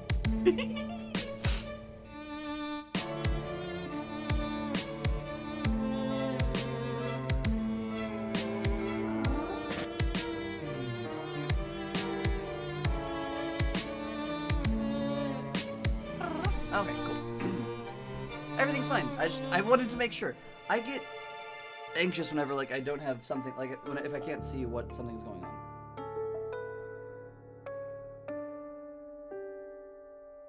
But everything is fine. Also, apparently I made a joke that was very good. Which was, what do you call a kitchen appliance that both prepares meat to be cooked and also infuses it with THC? A sous vide. Which is a joke based upon a very weird kitchen appliance that I didn't know about until like a couple months ago, where you put meat in it and it raises the temperature via hot water, and then makes it easier to cook or something. And I had a very funny thought this morning about it. Anyway, we're gonna stay put. We're gonna be a good friend. You have the shirt on, cool. Your patience pays off almost at once. Rose is back and looking significantly more put together. Also, she's brought you a towel. Here. I'm not overly attached to anything in here. It's mostly just childish nonsense I haven't yet bothered to rid myself of. But I'd appreciate it if you tried not to drip on any of the notebooks. She's changed out of her raincoat and boots, and she's dressed in a neat black skirt and a white shirt with a purple blob thing with tentacles? What is it with these kids and their blob shirts? Now that's dealt with. Please sit down. She crosses her legs and suddenly feel like you're in a job interview. Friend interview. I wish you were a little less damp. Actually, let's switch places. You're still pretty wet. You wouldn't want to get her bedspread messed up. Don't worry about it. That's what washing machines are for. Now, let's talk about magic. Which up to now, I always think of as being something confined to storybooks.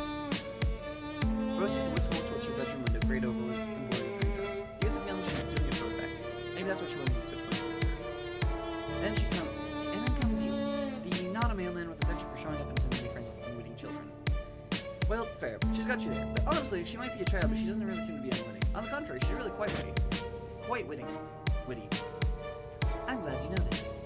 She folds her hands and clears her throat. You think that if she had any notes, she'd be shuffling them. And so the question remains, are you a good witch or a bad witch, or are you a wizard? We've already established that you're not a wizard. Is there a difference between a witch and a wizard? Of course there is, but exactly as specific difference can vary. According to someone's official list, she's just a witch counterpart. But in certain mythologies, for example, it's after you mentioned it, it appears to be class-based.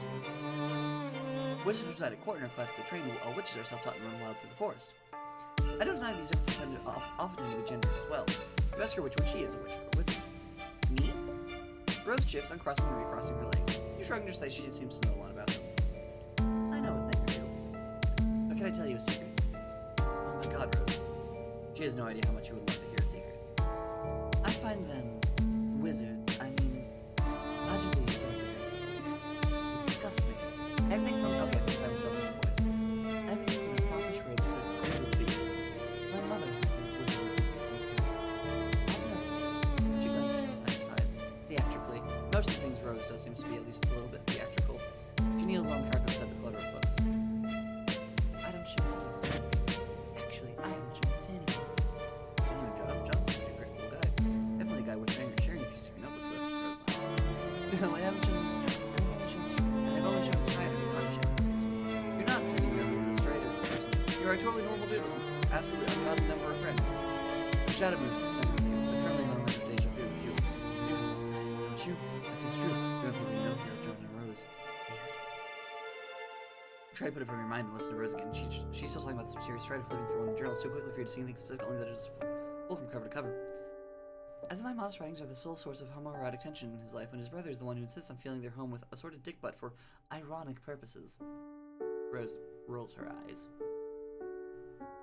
Oh boy, you missed the beginning of that. It's probably made way more sense than it seemed like. Rose is searching through her notebooks, checking markings on the spines that seem to be some sort of cataloging system of arcane symbols. Where is... Ah, right. She does something quick and complex with her fingers. Another notebook pops into existence and falls into her lap. You gape. She really is a wizard. What? It's just a Silodex. A child could use one. Here. His notebook says a couple of drawings in it, but most of the notebook is filled with small, neat handwriting with lavender ink. Is Rose writing a book? No, don't be silly. I'm writing 4 books, at least. 5, depending on whether I decide to flesh out Calmassus' backstory. This isn't strictly necessary, but does add a certain amount of valuable character insight, which renders their actions in later volumes more sympathetic. Not that I need all my anti-heroes to be sympathetic, I'm just thinking about thinking of what the literary reviewers would say. You're not smart. You never thought of what the literary reviewers would say. She's honestly pretty impressive for someone her age. Age has nothing to do with it. But don't be carried away. It's only a rough draft. You ask her to take a look. She hesitates, but you doubt she would have shown if she didn't want you to look. What the hell? You can't trust a strange spherical and creepy man outside in the rain. Who can you trust? Right? Your thoughts exactly. Rose hands you the notebook you open at random, letting fate guide your hands. Privileged while they appear as if unthinking I hit you in the long silk windsock. The more pedestrian audience across the exhibit is nervous compulsion. Behavior to question contempt among the reasonable. He was, however, not surrounded by the reasonable but the wider distinction of men that would forever be the difference in histories, rather than treasured follies. As a matter of fact, his cadre of fellows is probably similar to those years ago. Practical events, thoughtfulness, suggest that even if they didn't, few occasions were safe. Zazarpan inspected the clue. A single piece of evidence cradled in his coriaceous old man palms, whose human build not striking in the tale it told alone, so much as that told thousands like a festoon in the marshy soil of the mass grave. The grisly expanse bore the texture of decks in the desert, like one of the Smarmy's formidable coaster travels wobbled out on wheels for the holidays, to the dismay of a small nation. You certain of this? Asked Fricklish, despite what he was doing with his beard. He was, in fact, immersed in meaningful contemplation. I'm afraid I'm becoming more so with each terrible tick caressed by that gaudy timepiece slung around your neck. The case wasn't clear, Fricklish won't call because that's what he was there for. It was magic. The massacre of Says Gnelf was not as written.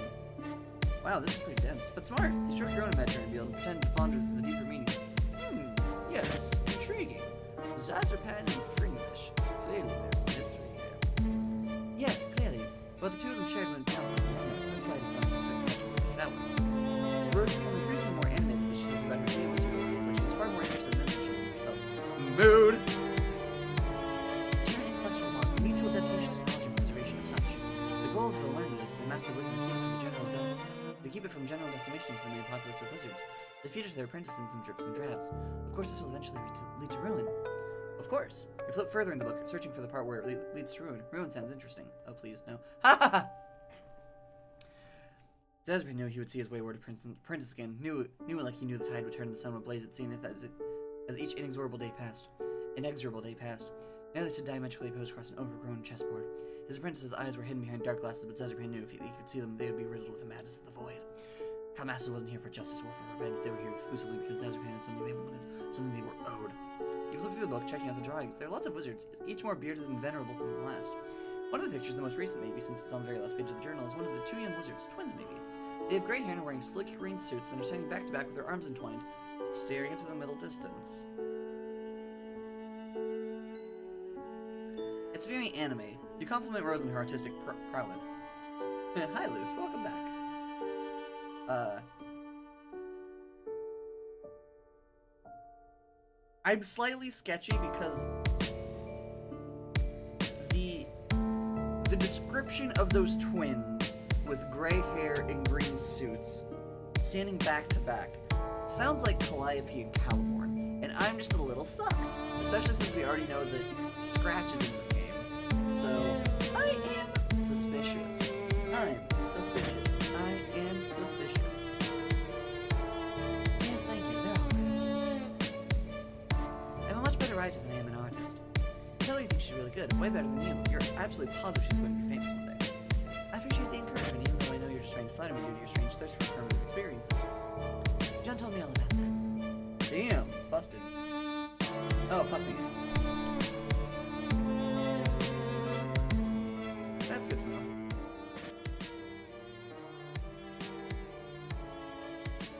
I also really don't know, like, there is a voice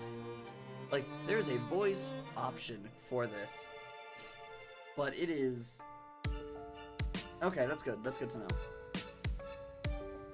Alright, apparently music's louder than I am. Right, I'm like, what voice volume? I have yet to hear a single person read it, like, say a single thing. Gotcha.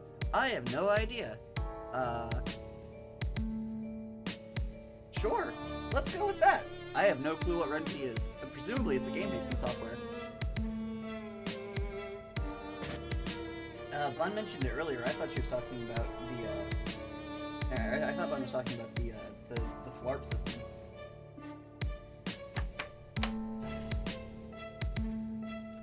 Damn, Busted. Do you really think? But you do really think she's talented? It's fine. It's not as if my social calendar is over full out here in the middle of the woods. Don't tell anyone I said that I don't have any friends. And don't tell them I was in drawing. He'd be insufferable. He?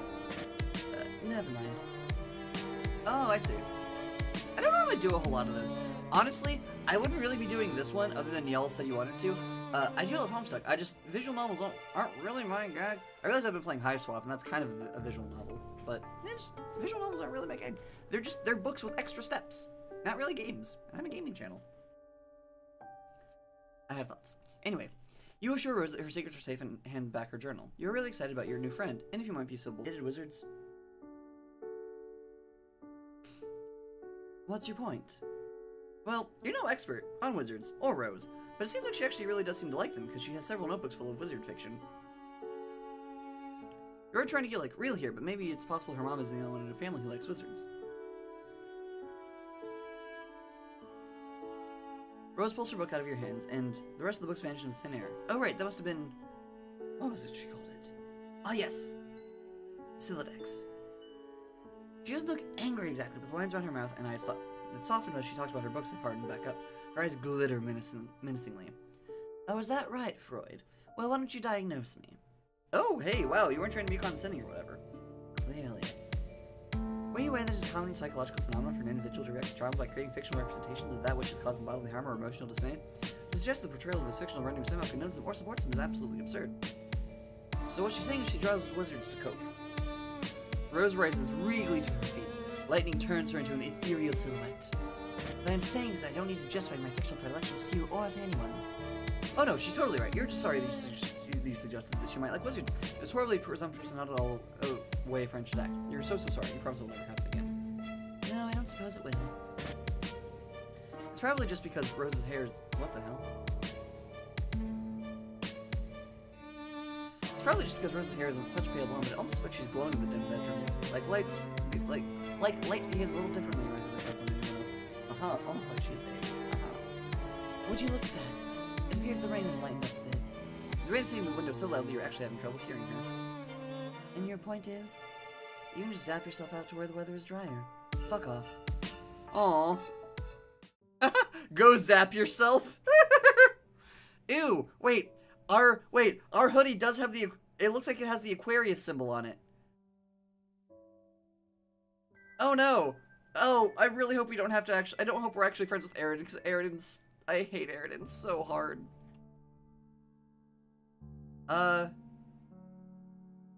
Did I choose a wrong thing? Or is it just Rose... Rose doesn't get along with us much. Okay. I'm torn. I could go in order. Yeah, fuck it, let's go in order. Let's be real. As much as you enjoy your new friends, they all seem a little lonely. Like, maybe they don't have any friends because of the ones besides the ones they talk to online. Is online friendship a reasonable alternative to more traditional face-to-face friendships? Are relationships and dare you say families that you choose not just as important, if not more so than those you're able to touch and feel? Damn, maybe being a little too real. You decide not to think about it too hard. But if you're being honest with yourself, maybe you aren't terribly interested in the greater context of found family and interpersonal relationships in the instant message era. You've got a fever, and the only cure for this disease is called friendship. the inconvenience of few teenagers. As much of a delight as it's been to make a young boy face an existential future rival woman of her beauty stash and then self-reflect about the value of contextual relationships, it all felt a little heavy-handed. What you need is an emotional palate cleanser. There are 2 kids left on this tour de force, and both sound like they would make exquisite friends. Time to go full on easy mode here. You've heard so much about this guy, you feel like you got this one on in the goddamn bag. With confidence, you zap yourself onwards. What am I looking at? Oh, you're already here. Wherever here is, it is blisteringly hot. You now instantaneously regret your choice of apparel. Why did you instinctively put your hoodie back on over this robe? Gown? You the mailman or mail person? This must be Dave. Rose mentioned that he talked a lot, and as you start to explain, it becomes apparent he is having this conversation at you, not with you. Wow, it is unbelievably human. Person adjacent. Anyway, Egbert told me you'd show up eventually. Which I never doubted for a second. One of the core tenets of our United States Postal Service is that you visit 4 extremely specific and spread out teenagers while sweating all over yourself. Practically, crime does not be increasingly moist while out there delivering letters on the roof of a skyrise. Which, as you know, is the most effective and legal way to drop off the post. Nothing better than New England potluck and wandering around the roof. With no package. It's actually really cool how much this kid seems to talk to you, but you're barely listening. Has the sun always been that red? Has the sky always been that wavy? Are you alright? You are hardly alright. You took the color of your soggy mess of a hoodie. This is overwhelmingly oppressive heat. An almost impenetrable air fills your lungs as you try and take a series of shallower and shallower breaths. The world fades to white. God, mood. Me, anytime I'm out in, like, any weather that's, like, above, like, 60 degrees. We knew you're sitting propped up on a cheap futon in front of a large television. A rough approximation of a person as an elaborate series of controlled falls culminating in what you can only describe as skateboarding for assholes. On your left, Dave exists in a quantum state that is both somehow sitting and laying down, but also neither. With the precision of a Swiss watchmaker, he definitely presses a series of buttons that makes Alpha Polygon Man on the screen T-pose and fall face first into the ground. Seconds later, his skateboard flops helplessly next to him. He doesn't look away from the screen as he speaks. So, I guess you lived. It sounds like I'm invested, but John might be sad. Classic John. You try and emulate his incredibly casual body language as you slide your body down the futon. Your legs already barely reach the ground. Yeah, that guy's a dork, but I taught him everything he knows. You ask him if you taught him how to be a dork. You affect completely uninterested faces that the sickness every 3rd degree burn is not the single most exciting moment of your entire life. God damn. Owned in my own home. Owned within an inch of my life. I can bump this up. And I can bump this down. Oh, I mean, I also did, admittedly, get further away from my mic, so that's possibly why. Yeah, let's fix that. I think I maybe miscalculated when I got the mic stand I did. I should have gotten one that, like, couldn't mount, like, over here better. Anyway. Owned within an inch of my life. I'm on the edge, reaching out that hand of friendship with this chucklehead, long live the king's me. Thousands of gazelles trample my useless body as Jonathan Taylor Thomas's persona watches on. Who will race Simba now? Who's going to teach him about philosophy? Life. By the way, put your nasty sweatshirt in the shower. Just go dope. In fact, it doesn't bother you at all that he took your only worldly possession and tossed them in a shower while you were unconscious. What's some light corpse looting among bros? Okay. Well, it dries, you can wear one of my bros shirts. Usually has a fresh stash hidden in here. Dope, tight, sick. Nothing weird about hiding some shirts in the living room. Just gonna have a look-see. Holy shit, there are a lot of puppets in here. Yeah, dude, puppets own. Enough said. My bros got the market cornered on puppet-based endeavors. Backed up against the wall like a feral beast hissing for more plush-oriented content. Little guy's probably just scared. Just wants to protect its nest and open its nest and mouth-to-mouth feed its babies only the choicest puppet smut for a reasonable fee. What the fuck does any of that mean? You look back today, but he's on his phone. God damn, that is so cool, actually.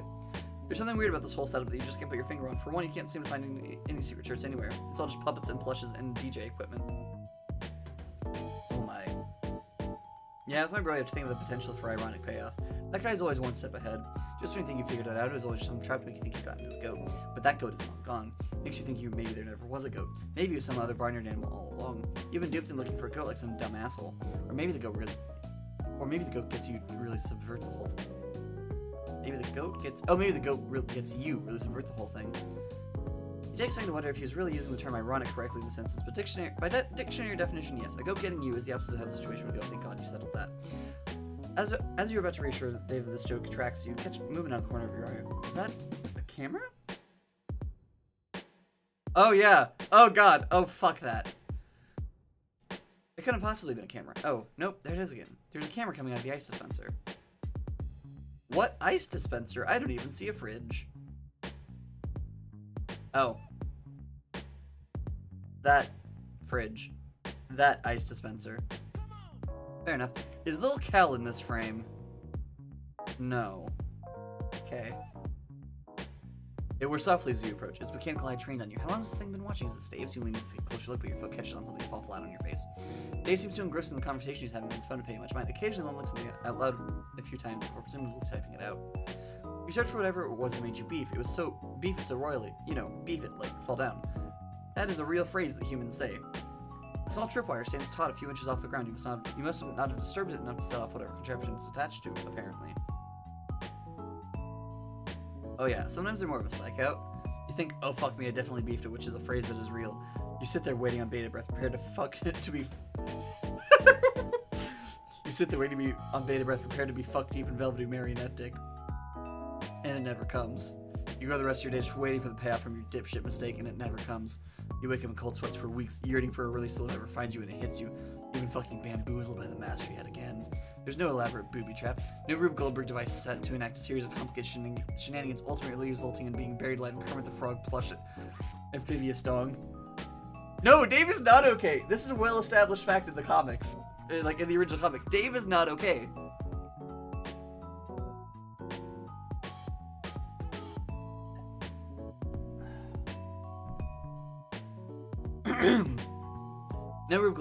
No Rube Goldberg device set to enact a series of complicated shenanigans, ultimately resulting in being buried alive in Kermit the Frog's plush amphibious dong.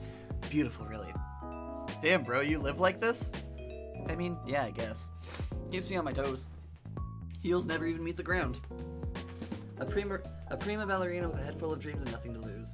God's gift to Plié ripping through a straight nasty tour in there for my adoring fans. I don't know if I pronounced that right, that's fine. They go apeshit for this sort of thing, but it's just another day in life for Dansio Extraordinaire Dave Strader. Hadn't fallen for a trap like that since I was a baby. Trained. Real rookie mistake, mailman. Looking tired, maybe. Drained. Oh my god, he is mumble rapping at you. This is the greatest day of your life. Is it really? God. More plush ass than a puppet lost and found. King Strider drops eeless fires because heavy is the crown. Rhyming puppet with puppet. Call the puppet rhymes. Killing all ventriloquist. Puppet on puppet crimes. He goes on this. Thank God it's not going to make me continue reading things. He goes like this for some time that could be described as bars of a similar caliber. The narrative focus shifts to your inner thoughts out of necessity because it turns out writing raps is really hard. He is exactly great, but you're not really a rap expert despite what your social media opinions might imply. Unless you count Hatch to Dance, which of course you don't. Why would you? Wait. What does that mean? Why did you think that? The whole scenario feels a little weird and familiar to you. All these kids feel familiar to you. You learn something new about Dave and you feel like you already sort of knew it. You can't place it. Despite having met Dave no less than half an hour ago, something feels just like off about him. Something about his facial his actions feel so performative in nature, like he's pantomiming in front of an audience. As Dave continues to rap, you remember that you are in front of an audience. You cast a glance over to the camera, but also to the hundreds of stuffed little creatures staring at you with their lifeless eyes. I miss your revelations. We check back in on Dave because I'm getting paid to write this, so I should have probably made it with a fucking joke already. Master of my tool, I'm the ace. Hardware. Got more hose than a gardener. Yard care. Nice. The chaotic and surreal energy of the scene sends a shock of nervous energy down your spine. You feel alarmingly nude without the comfort from the warmth through your sweater. There's something about it that grounded you, something that felt like home. Dave concludes his masterpiece with an elaborate series of yads and uhs. You see the camera turn away from him ever so slightly to focus on something else before retreating back into the ice dispenser. It almost makes it look a little bashful. That's kind of adorable, actually. Despite the cool fanfic you've written in your head about the cool kid and your new best robot friend, the reality of the situation sets in. You have yet to make friends with this character, and it all has felt kind of surreal and weird to you. Maybe time to zap back and hard reset this continuity to try again. What does that mean? It feels like I'm missing an important part of the puzzle here. Oh, did he hear that? How does this work exactly? Sometimes you just narrate what you're thinking. Kind of a baller move. Why has nobody called you out on this before now?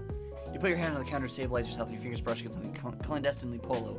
Just barely poking out from beneath a pile of discount plush nobodies is a neatly retail folded shirt. Don't wear the shirt.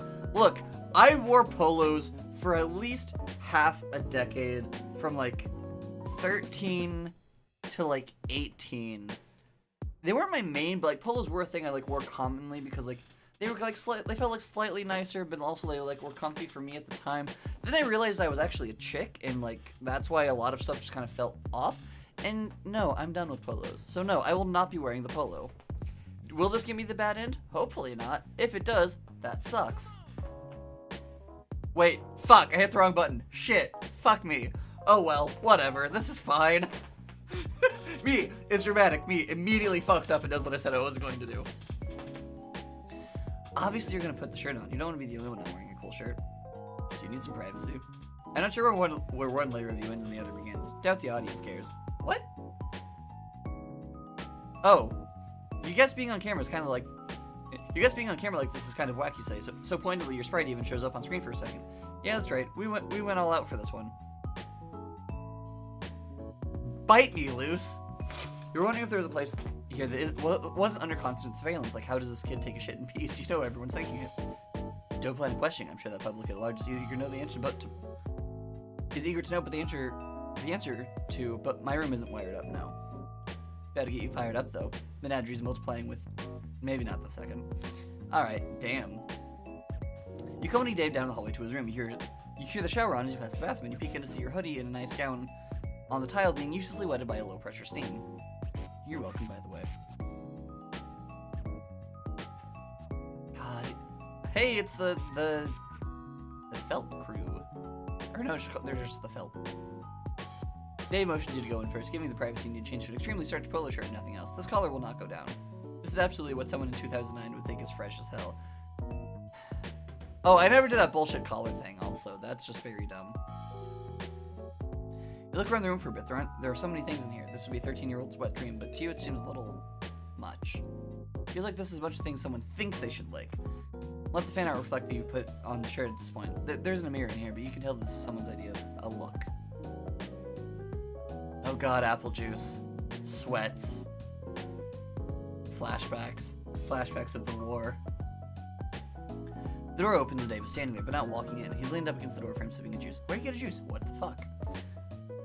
Hallway juice, my guy. Hallway juice. What, you don't keep foodstuff stashed around your house? What do you do when you get hungry? No, that's not it. You mean you usually just keep it in the fridge or whatever.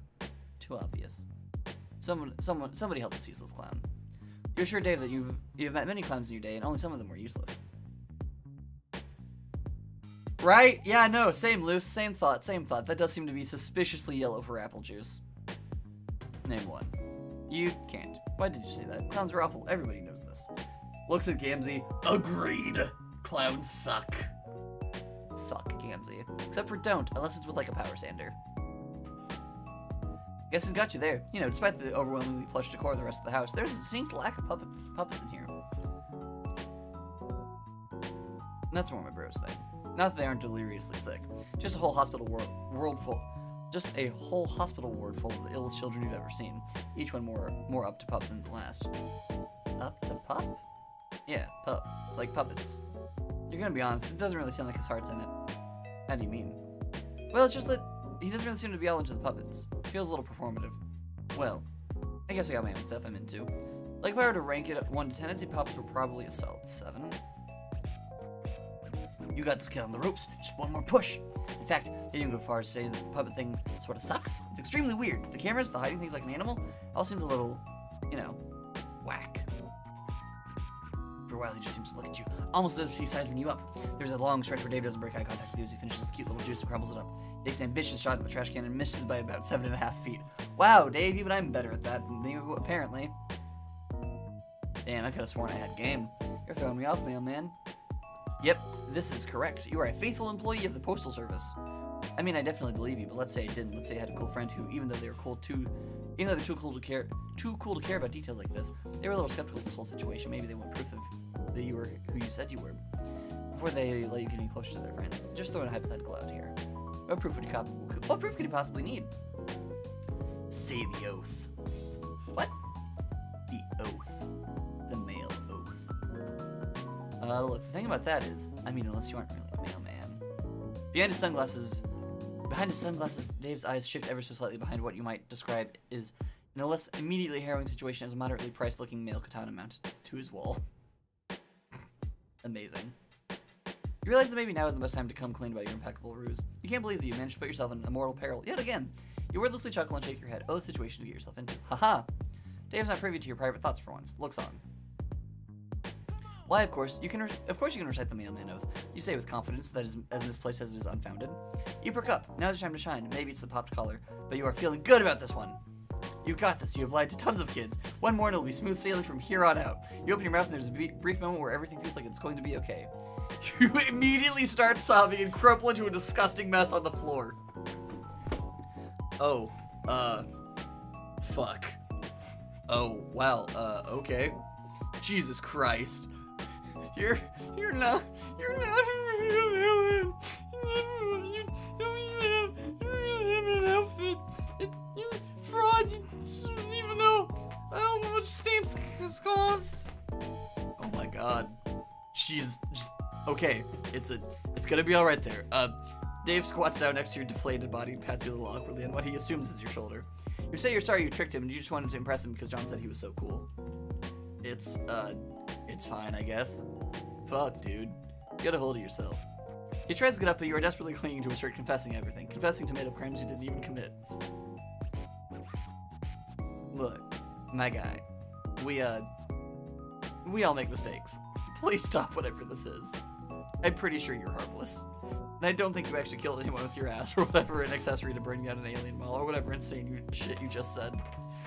Yeah, you kind of got caught up in the moment and just started saying made-up shit. You asked Dave if he's mad at you. Nah, dude. Get up. Dave helps you back to your feet.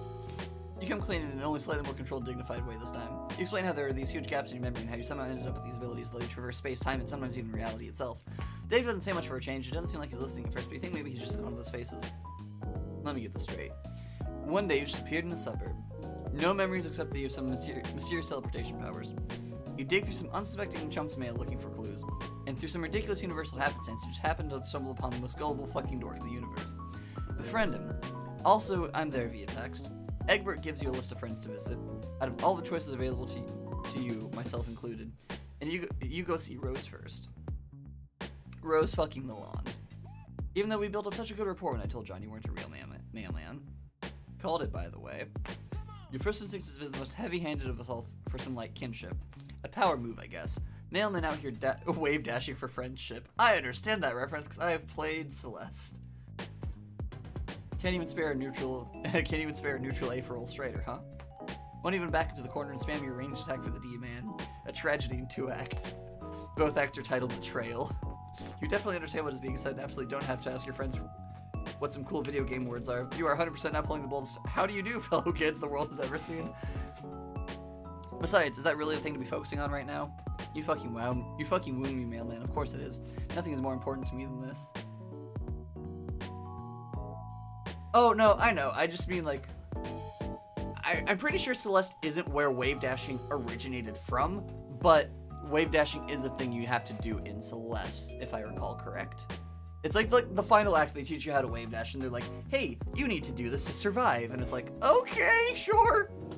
And this is why I turned on the accessibility mode to just have infinite double jumps and invincibility in the final act of Celeste, because that game was hard. And I wanted to get through it. I'm not a hardcore gamer. I'm a story gamer. I'm here for the story and the narratives and the storytelling. And the emotions. Not interested in the good life. Not my style. Oh, funky. Apparently, wave dashing came from Smash Bros. Brawl. Nothing is more important to me than this. They say the most humans only use 10% of their brain, because that's because I'm using 90% of it to think of how dare you. So anyway, you can really go anywhere. See anybody you want. Sounds nice. For a moment the act drops, you see the corners of his mouth tighten a little. The fading afternoon light filters through the sunglasses just enough to be able to see his eyes shift ever so slightly towards the window. These subtle movements could surely be lost on most if you weren't so focused on trying to read him, or even just slightly further away you may have missed it yourself. There's almost a loneliness in his voice. It must be hard to live by yourself so far away from people who care about you. It's possible that you haven't so focused on trying to blindly make friends you've forgotten that in front of you is a real living person. You can't help but wonder if there's something you can do. You say you can take people with you, right? Like, if you could teleport John around, would that work with anybody? This is it. The path to this kid's heart is clear as day. Fuck what you said just now. That friendship juice is so close you can practically fucking taste it. You try not to look so excited, affecting Dave's cool persona as you say, fuck yeah, you can take people with you. You scope out your fingernails because for some reason that is what you do when you're acting cool. This works to the full extent it can, coming from someone who not but 7 minutes and 30 seconds ago earlier was rolling around the floor damp with her own tears. Did you have someplace in mind? Yeah. I mean, I got some ideas I can bounce off you, I guess. How do you feel about... Shh. Put a swift finger to his mouth. You cut him off. He doesn't seem to like that very much, but you still consider it a successful maneuver. There's no need for words between friends. You know where he wants to go. Just think really hard about it. Think about where you want to be, Dave. Think about what is important to you. Think about what you really want. What you really want. It'll be more magical this way. Friendship is magic after all. You just made that up. Right now. Don't look it up. Damn, guess that's true. He closes his eyes and you put a hand on his shoulder. This is it. Putting your trust in the magic of friendship, you focus this power externally as much as you're able. Flashes of distant but somehow familiar imagery courses through the quiet stillness of the suburbs. The smell of the forest, the heat of an apartment rooftop, the ocean breeze. You extend it outwards as much as you're able. This is his rodeo. You are merely the vehicle. The fuck is this? I don't recognize any of these individuals. What the fuck? Oh, fuck yes. The two of you stand near a sign that says, please be seated. Or please wait to be seated. A very cheery hostess has a brief exchange with Dave and ushers the two of you into an open table. Oh, hell fucking yes. There's no mistaking it. About to keep my motherfucking breadstick on.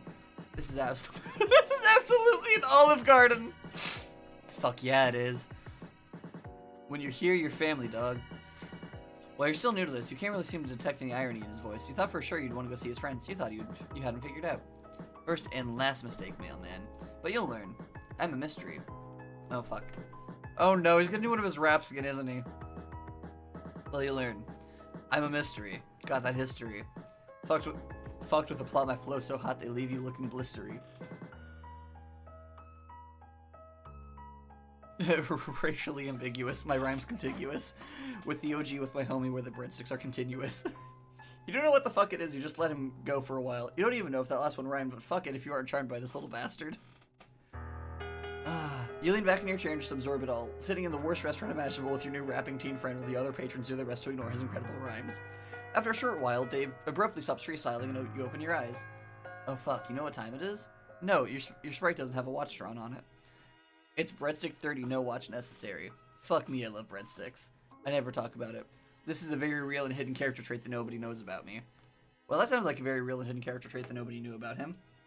But we are certainly not finding this out now because of a series of seemingly unrelated events that possibly change the continuity of this universe, allowing these sorts of otherwise narratively unimportant traits to shine through. Wow, he is really going to town on those breadsticks. Maybe this is all friendship needs to be, spending some quality time with a solid bro just absolutely decimating some bottomless breadsticks at a bad chain Italian restaurant. Maybe the real lesson here is that friendship doesn't have to... Maybe the real lesson here is friendship doesn't have to be a grand gesture or high adventure. Maybe the real friends... I understand you're having a moment, but I absolutely am going to eat your breadsticks if you don't stop talking about what friendship means to you. Haha, yeah, whatever. Whatever you want, man. Get that bread, son! Amazing. Amazing. Amazing. Just phenomenal.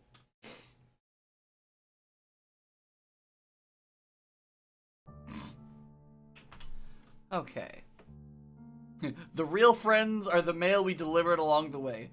Luce, I adore you. Look, you and Charlie both. You can't just come onto my channel and be funnier than me. That's not allowed. This is a joke. This is absolutely allowed.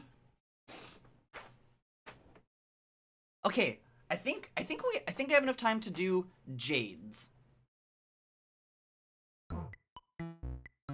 It's been days and your stomach still hasn't recovered from Olive Garden, but you can't spend forever moping around. There are friends to make, damn it! Well, just one left in this set. Her name is Jade Harley, and though all three of your new pals consider themselves good friends with her, they know strikingly little about her life. The most you've gleaned is that she lives on a mysterious island in the middle of the Pacific Ocean with a grandfather and some uncommon breed of dog. The communication with her has been limited to internet messages and packages sent to the P.O. box from some podunk town called Haunt-Switch. John said he would message her and see if she could provide an address, but you don't want to wait. Throwing yourself headlong to friendship has always worked for you, so you close your eyes, think islandly thoughts, and hope it works. But something strange happens as you channel your powers. A loud bark echoes "Ruff!" somewhere in the distance. A nuclear green energy sparks in the air around you. You catch a split-second glimpse of a massive green sun, and you hit the ground on your hands and knees. The whole event can't have taken more than a second or two.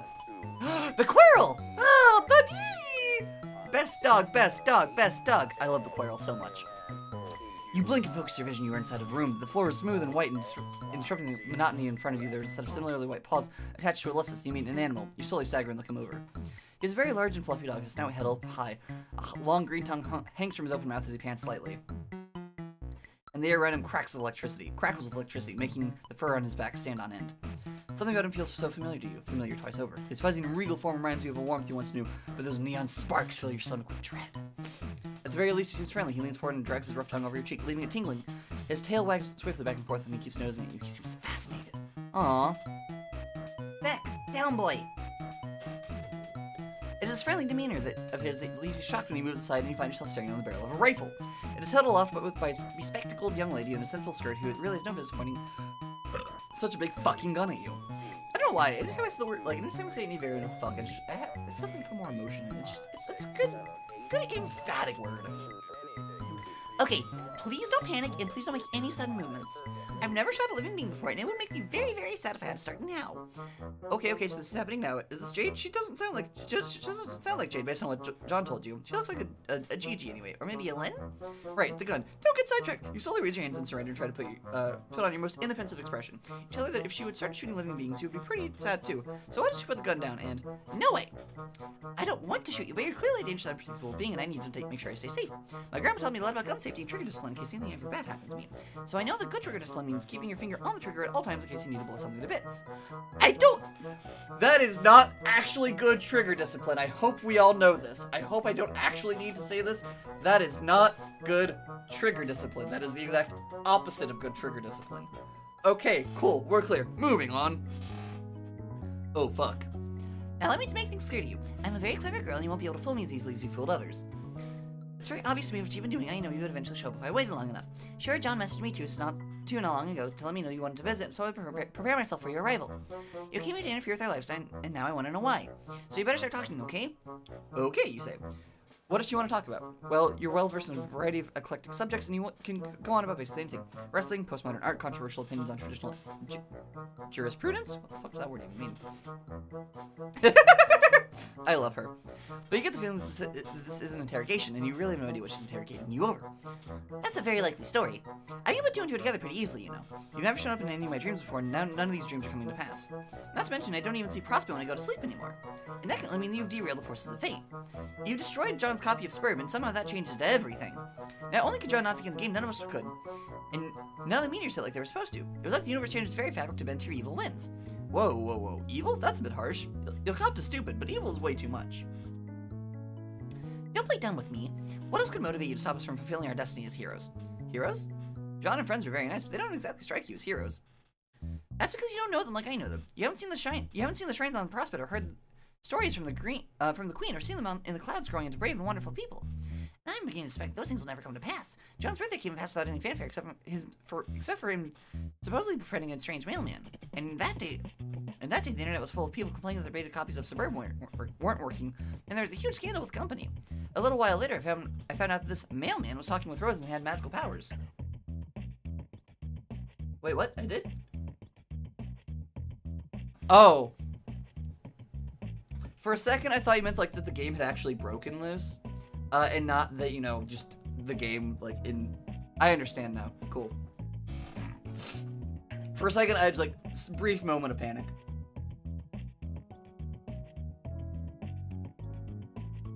Also, I am going to try to get this, through this. I am going to try to get through Jade, entirety. I do have 25 minutes before I would like to be wrapping up, so we'll see. 25 minutes before I would like to be wrapped up, 55 minutes before I have to be wrapped up. Actually, more like 45. Anyway, a little while later, I found out this mailman was talking with Rose and had magical powers. I know a thing or two about magical powers, or at least powers which seem magical to those who haven't studied their logical sources. But yours is totally different from anything I've seen. At first, I thought you must be an advanced Dursite agent come sabotage us, but you definitely are from Durs. Maybe a Prospidian double agent? I also consider the weird trolls keep pestering me, but they've been weirdly quiet lately and don't really give me that vibe. And obviously, you're not a human. Whoa, hang on, you are a human, right? She tilts her head and gives you a little really kind of look, and your stomach twists into knots. The more I look at you, the more I start to think you're like, how do I explain this? Okay, do you know what a furry is? Wow, okay, that question is more loaded than her gun. Yes?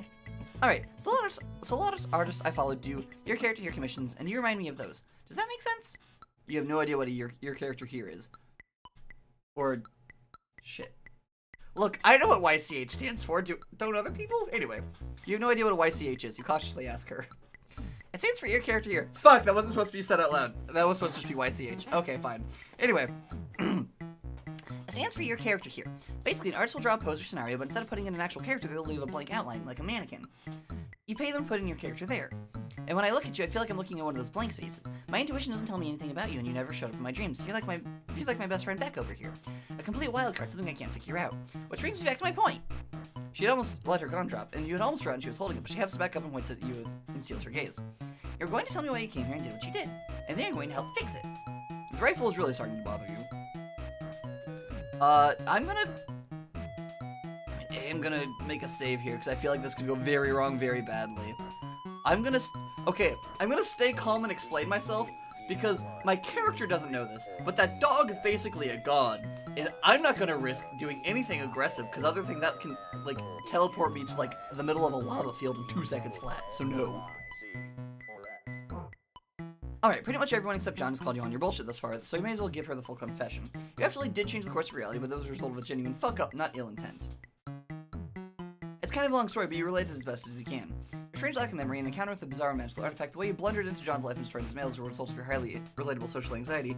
The girl listens intently as you explain what brought you here, and then you offer an apology. I think if irreversibly altered the very fabric of the threads or cosmos together, there's probably no way of putting things back like they were and letting this lady go on her golden dream quest or whatever she's blathering on about while you were distracted by her very deadly gun. Okay. You sound very sincere, and I like to believe you.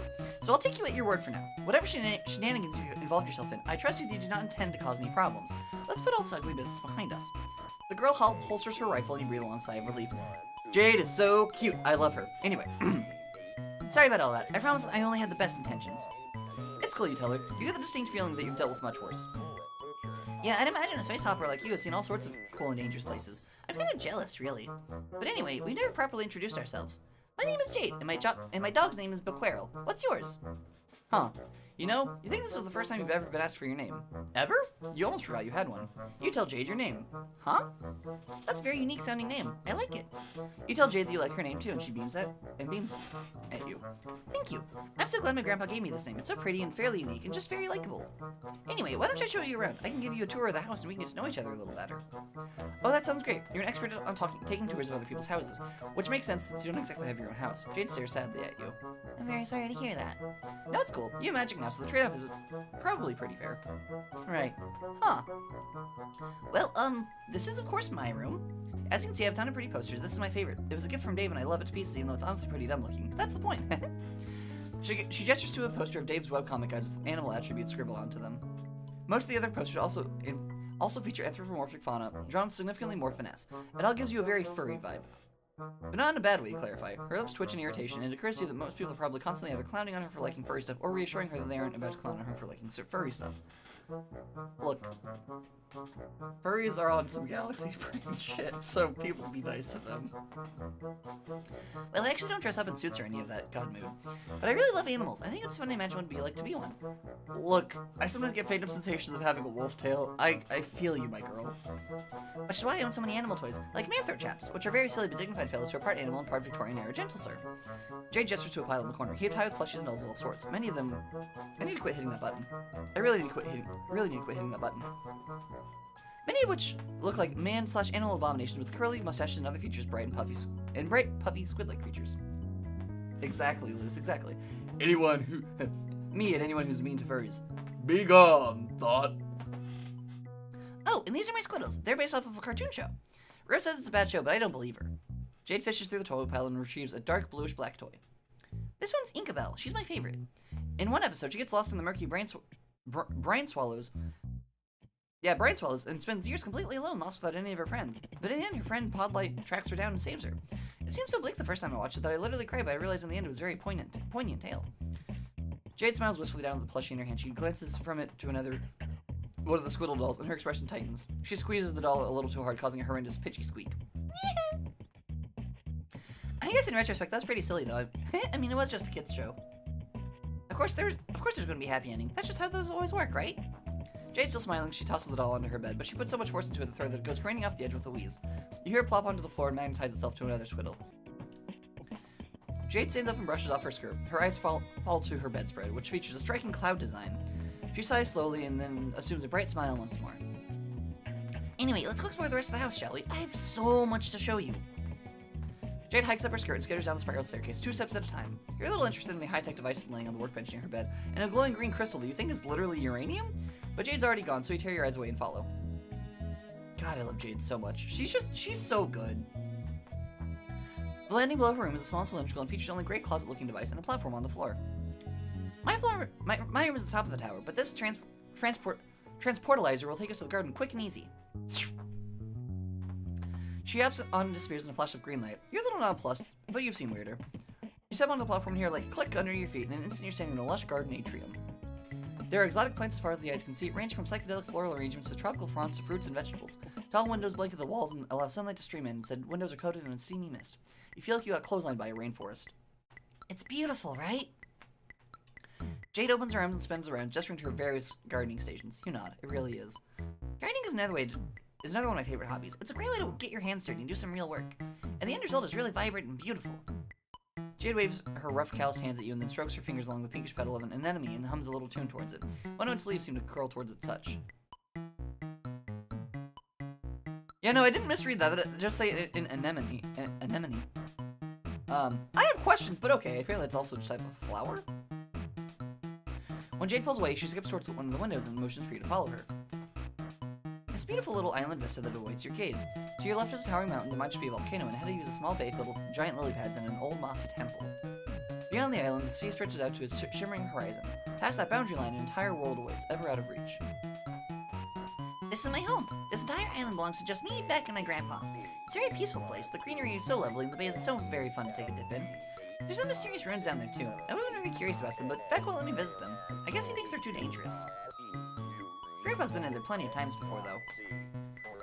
Did her father give her a supervised tour? Oh, Grandpa doesn't really move much anymore. He spends all his time having tea parties in the foyer. Huh? He's quite old, then. You could say that. Haha, sweats. Jade wanders away from the window towards another one, whose view is exclusively centered on the rolling blue. She presses a hand against the misty pane and sighs. You know, Dave talks about coming to visit me here. I mean, all my friends do, but Dave especially. In his usual Davey way, of course, which means making lots of jokes and not sounding very serious about it.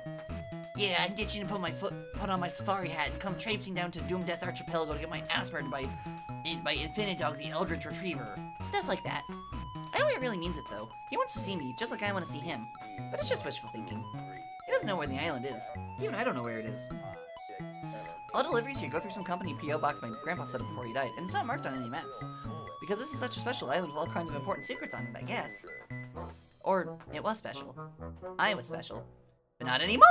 Now I'm just a regular girl stuck alone on this dumb island for the rest of my stupid life. Whoa, you asked Jade if she's feeling alright.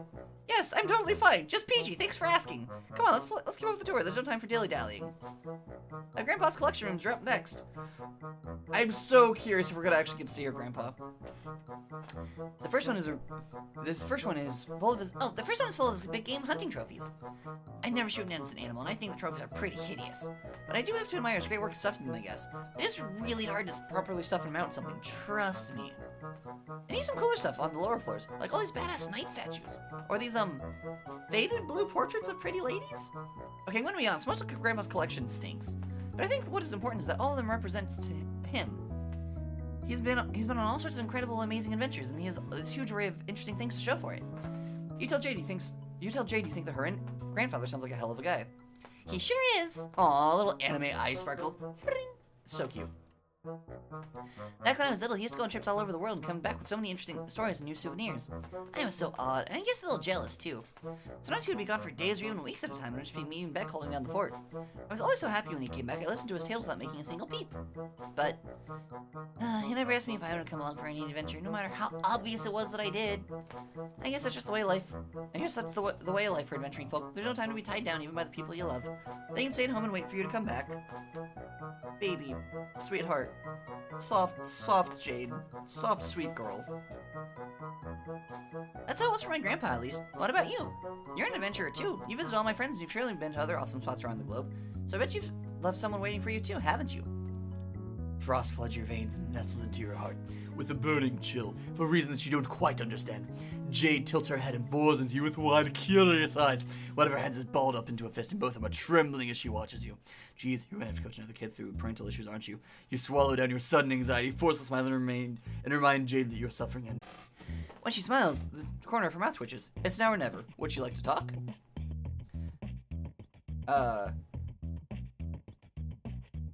Okay, got it. I don't know if it's something about this game specifically. I keep on getting, like, excellent connection, no data, stream's going to end. I really wish it would quit. I said I'm fine. There's nothing to talk about. Unless you want to talk about, some of those flowers. Isn't this one such a lovely yellow? Surely there's nothing wrong with the good old feelings, with the good old feelings, James, right? She's an expressive, empathetic girl. Feelings, James, should be her thing. You think that, but she's still steadfastly ignoring you. Jade, something's wrong. You need to talk this out. That's what you do. You're a talker. So why don't you two... Oh my god, just shut up. Please shut up your stupid fucking mouth. Of course something is wrong. That something is you. Oh, baby. Oh, baby. Baby. Oh, baby. There's a long pause. Jade stands there, her eyes wide, shocked at her own outburst. She wipes a tear from her cheek, takes a shaky gulp, and then sprints back up the stairs. Oof, that didn't work. You stand there for a while, feeling like a tender AAA grade jackass steak with baked douchebag potatoes on the side. Then you sigh and steel yourself and make the trek back up to her room. You could have zapped yourself there. Jade is nowhere to be seen. Becca's pawing clumsily at a large, suspiciously jade-shaped lump beneath the covers of her bed. You clear your throat and ask her softly if she wants to talk. It's cool, you say. You listen to teen drama all the time, and this is particularly choice drama. Not that you like the drama, you clarify. You just kind of exist in the periphery of it constantly. You are a drama magnet. God, mood. She's so precious. I want to give her a hug! There's a long pause, and you're about to turn and leave when she pulls the covers off and turns to you. Her eyes are all puffy and red. Hey. I'm sorry I yelled at you. It's not really your fault. I mean, it kind of is, but you didn't really know you were messing anything up. It's not fair for me to be pissed at you. It's just... None of this is fair at all. Aww. Yeah, that sounds like life, alright. You sit down on the bed and tell her to vent about it. It's okay, you can take it. Okay. Have you ever spent your whole life waiting for something to happen and then it didn't? Well, your memory's pretty fuzzy right now, so you can't say you have, but you think you understand a similar sense of yearning. Good God, have you yearned? Yearning is a good word for it, yeah. Let me try to explain. When I went to sleep, I would see this beautiful golden kingdom called Prospect and hang out with the people there. I'd wake up with these fuzzy, half-remembered feelings of happiness and visions of the future swirling around in my head. It was nice. It was a good life. But there was this only feeling that I couldn't make go away no matter what I did. I would always tell myself, soon, Jade, soon it'll all change. You'll get to travel to Prospect in your waking hours. You'll meet your friends in person. You'll finally begin to live, like really live. I waited days, months, years for the day to finally arrive, and then it never came. I was so sure that it would come on John's birthday. All of my dreams told me so. All the signs were there, but it just didn't happen. And I don't know what to do with myself. I was able to ignore the lonely feelings. I knew that it would disappear one day, but now the day has slipped me by, and it's like all those years catching up and crashing down on me at once, and I feel so small and helpless and sad, like the loneliest girl in the world. I don't want to put all this on you. That wouldn't be very nice, but it's not fair. Jade vaults from her bed and stamps her foot on the ground hard. Her face is flushed and streaked with tears and snot. She looks awful, frankly, like someone who's been holding it in for far too long. Beck gets up and starts looking at her cheeks, and she holds them off until she can wipe her face on her sleeve. Thanks, Beck. At least I've got you for a best friend, right? Jade settles back onto the bed, stroking Beck's fur softly. I have a lot of complicated feelings about all this, I guess. So complicated and painful that I'd rather just pretend everything's okay. But now I can't pretend anymore, and these feelings are all that's left. I hate feeling so glum. I hate sitting around being all sad and useless. It's stupid and pointless and a waste of my fucking energy, and it's not who I am, and I'm just dumping it all on you. I'm sorry, I really am. Woo! Man, she is completely... You just completely fucked up this girl's life, and she is apologizing to you? Now I feel like the delicious 3-layered shithead tiramisu served after the nice meal of steak and potatoes you had earlier. You really want to help Jade. You know, I still don't quite get all this magical moon stuff she's talking about. You get how it feels to be lonely. That's something you can help with. You offer her your hand. Want to see the world? She sniffles and slightly shakes her head. Haha! I'm having the same thought, Luce. It's not going to work. Well, there's no way to know until you give it a try, right? She nods, stands up, and takes your hand. Ooh, hi, Beck. You focus on a familiar destination, John's house. But as you begin to dematerialize, Beck turns to stare at you, and you hear that familiar barking sound. Roof! in your ears. And then the flash of light subsides. You're standing there here in Jade's room, only a few feet from where you started. What? See, I told you it wouldn't work. Come on, let me show you something. Jade hops up and shuffles down the staircase, and you follow. She takes you to the teleportation pad in the atrium. These train portalizers are all powered by thermal energy, and use each other as beacons for the sake of easy short-range teleportation. But if you hook one of them up to a uranium converter and modify the coordinates specified on the logic board, you can theoretically go anywhere in the world. Which I tried, see? She twists the top of the pad off with her fingers and pulls it off and shows you the wiring underneath. It looks messy, like someone made multiple attempts to rewire the circuits. But when I used it, it only led to the exact same thing that happened just now. Beck uses his powers to prevent me from leaving the island. Maybe I got the coordinates wrong and I would have ended up stuck in the underground or something, but I checked and double-checked my measurements. I think Beck just wants me to leave the island. He wants me to stay somewhere he can keep me safe at all times. Perhaps he heard his name from above, or perhaps he just had a sixth sense about it, but because Beck wanders down the staircase and over to Jade. She gives him a soft stroke behind his ears. I love him very much, but as long as he is around, I'm stuck here, and because of the changes you made, that is how it will always be. I'm just gonna have to get used to it, I guess. Jade deflates against one of her gardening tables and offers you a wan smile. For a split second, you could swear you see her droopy doggy ears. For a second, you could swear you see droopy doggy ears and a tail tucked between her legs. Foreshadowing. Depression of this degree simply is not conducive to friendship, and even if it was, you would still feel pretty shitty about it. You should do something to cheer her up. Okay. I'm going to challenge McQuarrel for superiority, purely for the sake of I think this was like all 2 seconds. It seems to you that the cause of Jade's problems, even though she's probably not hurting her on purpose, is McQuarrel. He's a good dog, and he wants to protect her, but at the same time, that time has passed. Jade has a new omnipotent friend in her life, and she's got places to be beside this island. There's only one thing for you to do. You need to establish yourself as the new alpha for the pack, completely ignoring the fact that the science of that particular set of people use for the basis of alpha things are completely unfounded and bad science. You must win the right to escort Jade to visit her friends. This is how dogs work, right? Yes, it is. It definitely is, you think. As a wolf demon, I can confirm that this is bullshit. You square up, bend your knees, and tense your palms. What are you doing?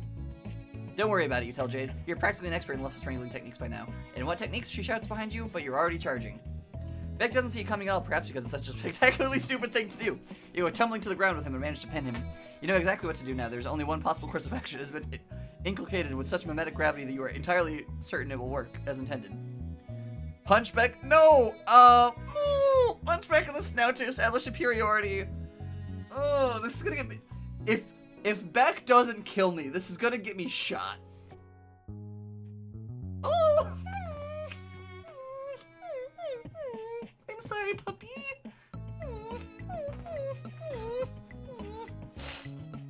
You punch Beck in the snout to establish superiority and immediately realize it's not working as intended.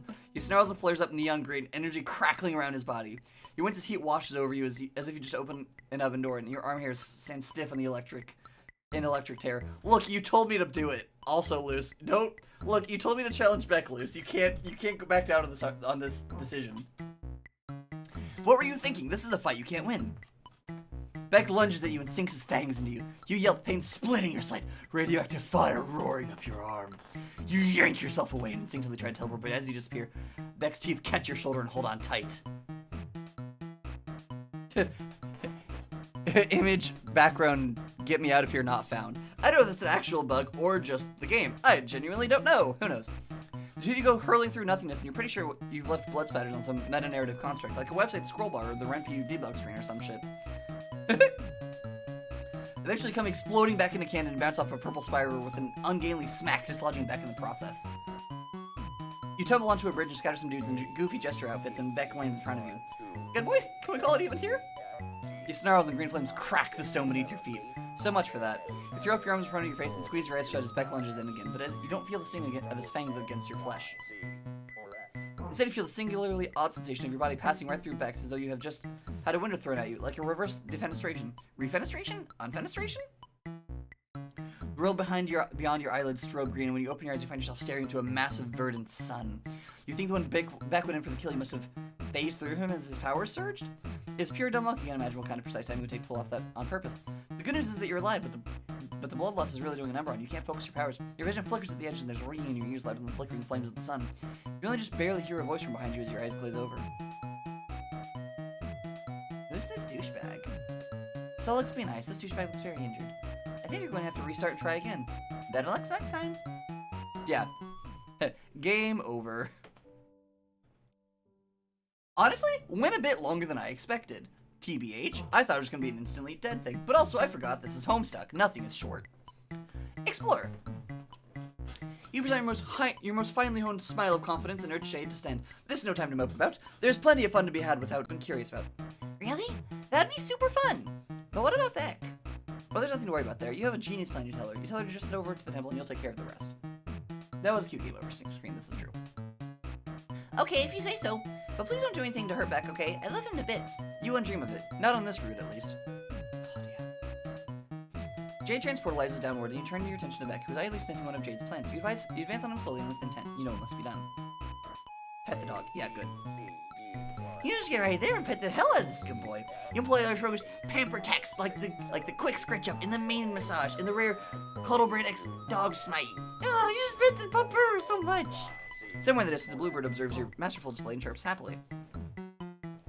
But suddenly, Beck's head snaps up and he points his down in the direction of the temple. Whoa there, buddy. Now's not time to be thinking about Jade. Now it's belly scritches time. You start rubbing Beck's stomach and he flops onto his back with his tail wagging and his feet curled up. Who's your good boy? Who's your good boy? Is he a squirrel? Yes, he is. Yes, he is. Beck looks up at you and you see the cosmos reflected in his deep, piercing eyes and you understand. He's a good boy and he knows it. Yes, he does. Yes, he does. Oh, he's such a good boy. Who's a good little eldritch retriever? Who's a good little pupper? Oh, who's a good boy? I like dogs, okay? They're cute as hell. I just like small animals, honestly. I would also be doing this to a cat. Nope, not what I'm trying to do. Close menu. After a while, Anger's been threading your fingers through his silky fur, Beck curled up beside you and yawned, starting to nod off. You kiss him on the forehead and then take the opportunity to slowly stand up and exit the room, letting the sleeping dog lie. You're a little worried about alerting Beck by using your powers. He seems pretty keyed into that type of space-time manipulation. Of course I'm cute as hell, I'm a demon. So you just take the long route to the temple. Jade's Island is a very beautiful place with rolling hills and lush sun-bathed plains. It looks like an excellent vacation destination, but it's also so bare. There's nothing nobody around except for the hollow whispers of the wind. You can see this is how the place would feel much like paradise after years spent stranded here.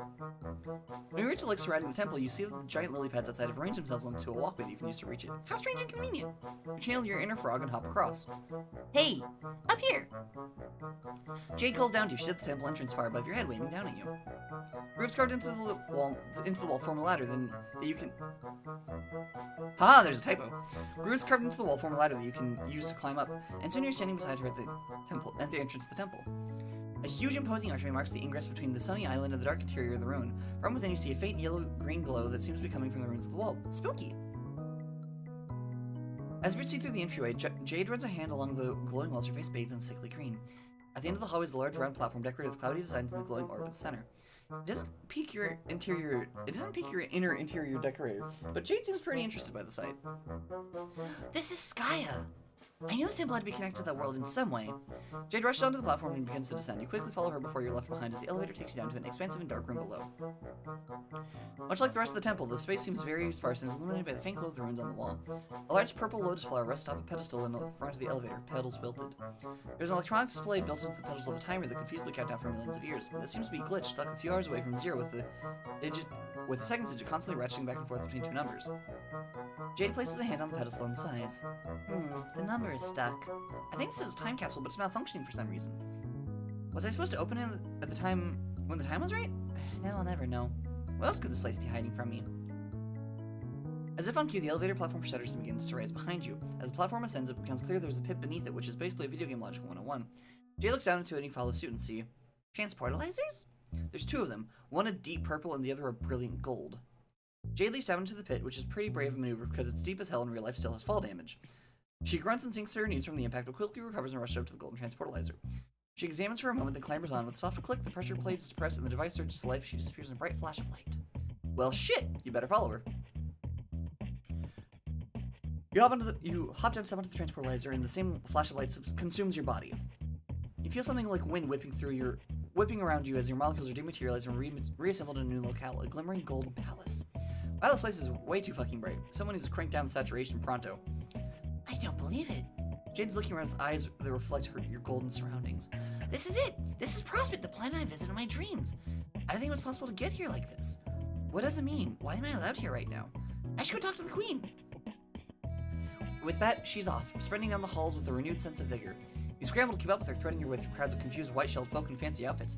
These kind of remind you of yourself, but with chitinous bodies. You sidestep a lady carrying a paint cannon and shuffle down a lengthy golden staircase adorned with 3 golden spikes, and you can only barely keep your eyes on Jade's black hair as it swishes behind her. When you finally catch up, she's in the middle of an argument with 2 burly fellows in white suits. She stamps her foot at them, but they are undetermined, blocking your passage further. Eventually, Jade wheels around to look at you. She tries to soften her expression for your sake, but her face is still sour. Ugh! The guards won't let me see the queen! Apparently, she's really busy with something. They told me I'm not supposed to be here and that I have to leave the right way. This is totally bull! I'm a princess! I swear some of these idiots can even recognize me without the pretty golden dress. Ugh. I guess not getting any answers here either. Let's just get out of here. And she's off again, this time striding forward with her fist curled again in her draw set. You glance back at the guards, whose furrowed brows strike you more as worried than ire. Then follow Jade back. You're almost to the exit when you see it. A dark figure silhouetted against sky that's brilliant blue. They are humanoid in shape with 2 leathery wings outstretched and black inky tendrils trailing behind. Crimson force crackles in their wake, and they swoop over the city like a bird of prey. Something about them gives you a major case of the heebie-jeebies. You're a little too nervous. You do a little nervous. A nervous little half-jog back to the transport lights and get the hell out of Dodge. The temple feels oppressingly dark compared to the blinding bright of Prospect. You spend a while blinking as your eyes readjust. Hi. The transportalizer you just used flares up red and then cracks. That's probably not a good sign. Is it? You do what you do best. Ignore it and climb up out of the pit. Jade is sitting beside the Lotus contraption, running her hand along one of the pedals with her face set. What does it all mean? Was this all here before? Has my grandpa been to Prospect before? If I can go there, then it must still exist. The game must still exist, but how? None of it makes any sense. I know how I can solve this solution. I use my teleport powers to teleport to the game and get it. I need to think about this. You follow Jade slowly back to her house as she mumbles to herself, brows furrowed. You can barely catch what she's saying, but she's clearly thinking hard. Without a sharp breath and nods her head resolute, she turns to you. Alright, I think I understand. Fuck. I know what's going on now. Great! You offer her your most winning smile. What's the sitch? Well, the truth is, I was always being very immature about the idea of being a hero and having a destiny. Life isn't like in kids' cartoons, after all. Heroism isn't all rainbows and sunshine, and it's childish to think that everybody gets a happy ending. That kind of storybook stuff doesn't really happen. Or really exist. To be real here, you have to be prepared to suffer horribly. It makes sense to think about. If everyone came easy, there wouldn't really be anything heroic about it. Why else would my grandpa put me on silent? Why else would want to keep me safe even though everything's changed? It's because it's my destiny. I have to prove that I'm willing to suffer and willing to sacrifice. That has to be it. This can't all have been for nothing, right? It's not the way the world works. Everything has a purpose, even if it's not clear at first. Seeing Prospect in the flesh reminded me of that. My purpose is to believe is what I've always done. What my grandpa and Becca helped me prepare for. I know I'll be really lonely, but it means that everything will continue to play out the way it was meant to. It's a very noble job, and I've got to be the one to do it. You're at a loss for words. This really doesn't feel like the right takeaway from all this, but you really don't know jack about Suburban or Destiny or any of that nonsense, so who are you to say otherwise? So thank you for helping me visit Prospect. I wouldn't have figured all this out if it weren't for you. And I'm glad that meeting you is one step along the way towards the mysterious wall of fate. Or towards your mysterious fate as well. I'll be rooting for you. Jade erupts into a broad, beaming smile. It might be the first completely genuine smile you've seen from her this entire time, but that doesn't make you feel any better about it. In fact, it's kind of more of a knife twisting in your gut, and when she throws your arms around you and hugs you tight, the knife pushes deeper to the bone. Well, you've probably more important stuff to do than keep hanging out with me. I'll let you get back to it. Oh, baby! No! Jade turns around and heads for the staircase, leaving you to stare at her retreating form. Is this it? Will you accept the new destiny you've written for Jade and allow her to stay trapped on this island? No! No! I realize I only have 20 minutes before I have to leave, but no! Some people might take this a lesson in responsible use of reality-altering powers. Some people might swear off manipulating canon entirely, but not you. What's the point of having sick-ass powers at all if you're not going to use them? Maybe some god's going to punish you for the way you've been fucking with the universe, but right now, they don't care. This girl would burn herself to ashes to keep her friends warm. The least you can do is risk the flame for her sake. Fuck yeah! That's the right option! God, that's such a good... Yes, mwah, good. You quickly sprint up the stairs. Oh, you're not leaving? Don't you have places to be? I'll be fine here alone, I promise. It's my duty. I'll get used to it eventually. You can't imagine she's okay with that, no matter what she says. Does she really want to stay alone for the rest of her life? Well, of course not. What I want to do is explore the world and hang out with all my pals. But it's not about what I want. It's about doing what has to be done. That's what it's always been about for me. Well, that's bullshit. Huh? Maybe Jade's fate dictates that she never actually played the game she wanted. Baby heroes don't get a happy ending, but that doesn't mean heroes can't be happy. There comes a time in every young woman's life, you tell Jade, where she can't leave home because her pet is an overprotective god. Huh? Okay, that's obviously not true, but there comes a time in many women's lives where circumstances beyond their control leave them without an escape. Perhaps it is easier to believe that escape will never come, but you can't let Jade do that. When life has you stuck at home, perhaps, you can still hold on to hope. You can fight. No matter how long you have to wait, you can keep looking for another chance to see the world. And if the universe tells you to sit, stay, and roll over, you look the universe dead in the eye and say, "Who do you think is the master around here?" And then you tell it to motherfucking heal. Yeah. You're right. Even now, I was still being childish. It was easier to tell myself to be miserable for a noble cause than holding on hope and maybe getting hurt again. But I have to hope. That's who I am. I am a hoper, not a moper. I'll keep trying to convince Beck that it will be safe for me to leave the island. Things have changed, maybe he doesn't realize it yet. He's kind of a silly dumb dog at times, but he loves me and I love him and we can work it out. Maybe it'll take a while, but he'll definitely figure things out. And while I wait, you'll come visit me sometimes, won't you? Of course you will. You are not in the habit of abandoning your friends. The idea is unthinkable. You promised Jade that you'll come visit her. Come visit? Come visit. A light bulb goes off in your head. One of those cool LED light bulbs, kind of that syncs up with your phone, changes colors, and spies on you for the government. Party time! I don't know what this means. You ask Jade if she's ever had a slumber party. A slumber party? No, I've never had one. Sounds pretty exciting, but is it really a party if it's just 2 people and a dog? That sounds more like a mild slumber hangout. Don't worry about it, you tell her. Just start getting this place ready for a bash. Pull out the sleeping bag, conjure up some lightly irradiated snacks, pump up the fresh jams, etc. I don't know if we even have sleeping bags, but okay, I'll see what I can do. Maybe there's something useful in my grandpa's old supplies. You shoot her a confident salute, then dissolve into the ether of canon. I like how Beck popped up at the last second of that. Alright, Egbert, up and at him, it's party time. Ah! John yelps and tumbles out of his chair, crashing to the ground in an undignified heap. It looks like he was in the middle of debugging some code on his computer when you interrupted him. He disentangles his limbs and stands up with a groan. Okay, Magic Mailman, we need to get some things straight. Your powers are extremely cool, but using them like this is kinda lame. Just scares rank very low on the prank scale. They don't take any effort. They're sort of mean and annoying. You apologize for scaring John. You're in a very excited mood right now because it's time for a motherfucking slumber party. Oh, cool. I've never been to a slumber party before. Who's it with? You grin. Don't you already know with who, Jade, John? The American Association of Mailmen? No. Close, motherfucker, but not quite. You give him a blank stare. Oh, right. Probably my other friends. That one should have been obvious. There you go, John. You tell him to pack up whatever supplies he thinks you should bring, then get ready for another whirlwind ride through space-time. I don't know. I should probably get the responsible thing. Let my dad know I'm going on a trip, even if I will be back soon. Okay, that's fine, you tell him, but don't take too long. The route's already getting pretty long. Okay, what should I bring? Oh, I need to grab some movies, definitely. Dale will be there, right? I should bring some McConaughey movies, so he realized I was right all along about Matthew Stellar acting. Oh, and of course some snacks. This is a great time for me to unload all the excess birthday cake my dad made me. Seriously, there are hundreds of them in the fridge. It's highly ridiculous. Yeah, the route is getting a little long. I would like to finish this before I leave. You wait patiently in John's room as he goes downstairs to fetch his bounty of cakes, talk to his dad, and do all of his other preparation. It takes forever. You're not really sure what he's doing down there. You think he might be walking around examining all the objects in his home from great detail and solving a bunch of puzzles? Come on, John. That's not the right genre of game. Get your shit together. Okay, ready. Alright, step 2 is to get Rose. You take John's hand and zap the 2 of you into Rose's mansion. John spends a while goggling at the giant statue of Zazarpan the Learned. Then you ascend the staircase towards Rose's room and knock on the door. Her voice comes from within, slightly muffled. You're home early. I've been hearing strange noises from the neighboring lab of late. Have you... Rose opens the door and freezes. John? Her eyes widen and she slowly steps backward. John takes his invitation straight into her room. Her cheeks darken as she scans the room, eyes flicking from mess to mess. Surprise, Rose! We're here to steal you away like the owl who kidnaps Harry Potter. That's not... She sighs and turns to you. Care to explain the sudden intrusion? It's normally considered polite to call ahead, especially when one is possessed of reality-bending powers. Oh, don't be so melodramatic. There's probably nothing too embarrassing in this room. John furrows his brows. He glances over the room, eyes sweeping over the walls. He eventually settles on some pictures that have been hung up. I mean, look at those great drawings. Did you do those? That's so cool. I didn't know you drew stuff. Rose gives him a smile of a girl whose soul is just shriveled into a blackened husk. Again, an explanation would be nice. You explain that you've come to collect Jade's friends for a slumber party. I see. The commercial and critical failure of Spirit must have impacted her more strongly than I anticipated. She was really looking forward to playing that game with us. Yeah, that's putting it lightly, probably.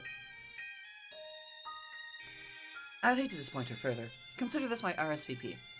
Rose gives you a curt nod that turns around at John, who's poking around under her bed. Something tugs at the corner of her mouth. John, my mother is busy, and I will not be expected to return for a while. Why don't you and our strange friend go analyze her room instead? I need time to pack. Okay, Rose, whatever you say.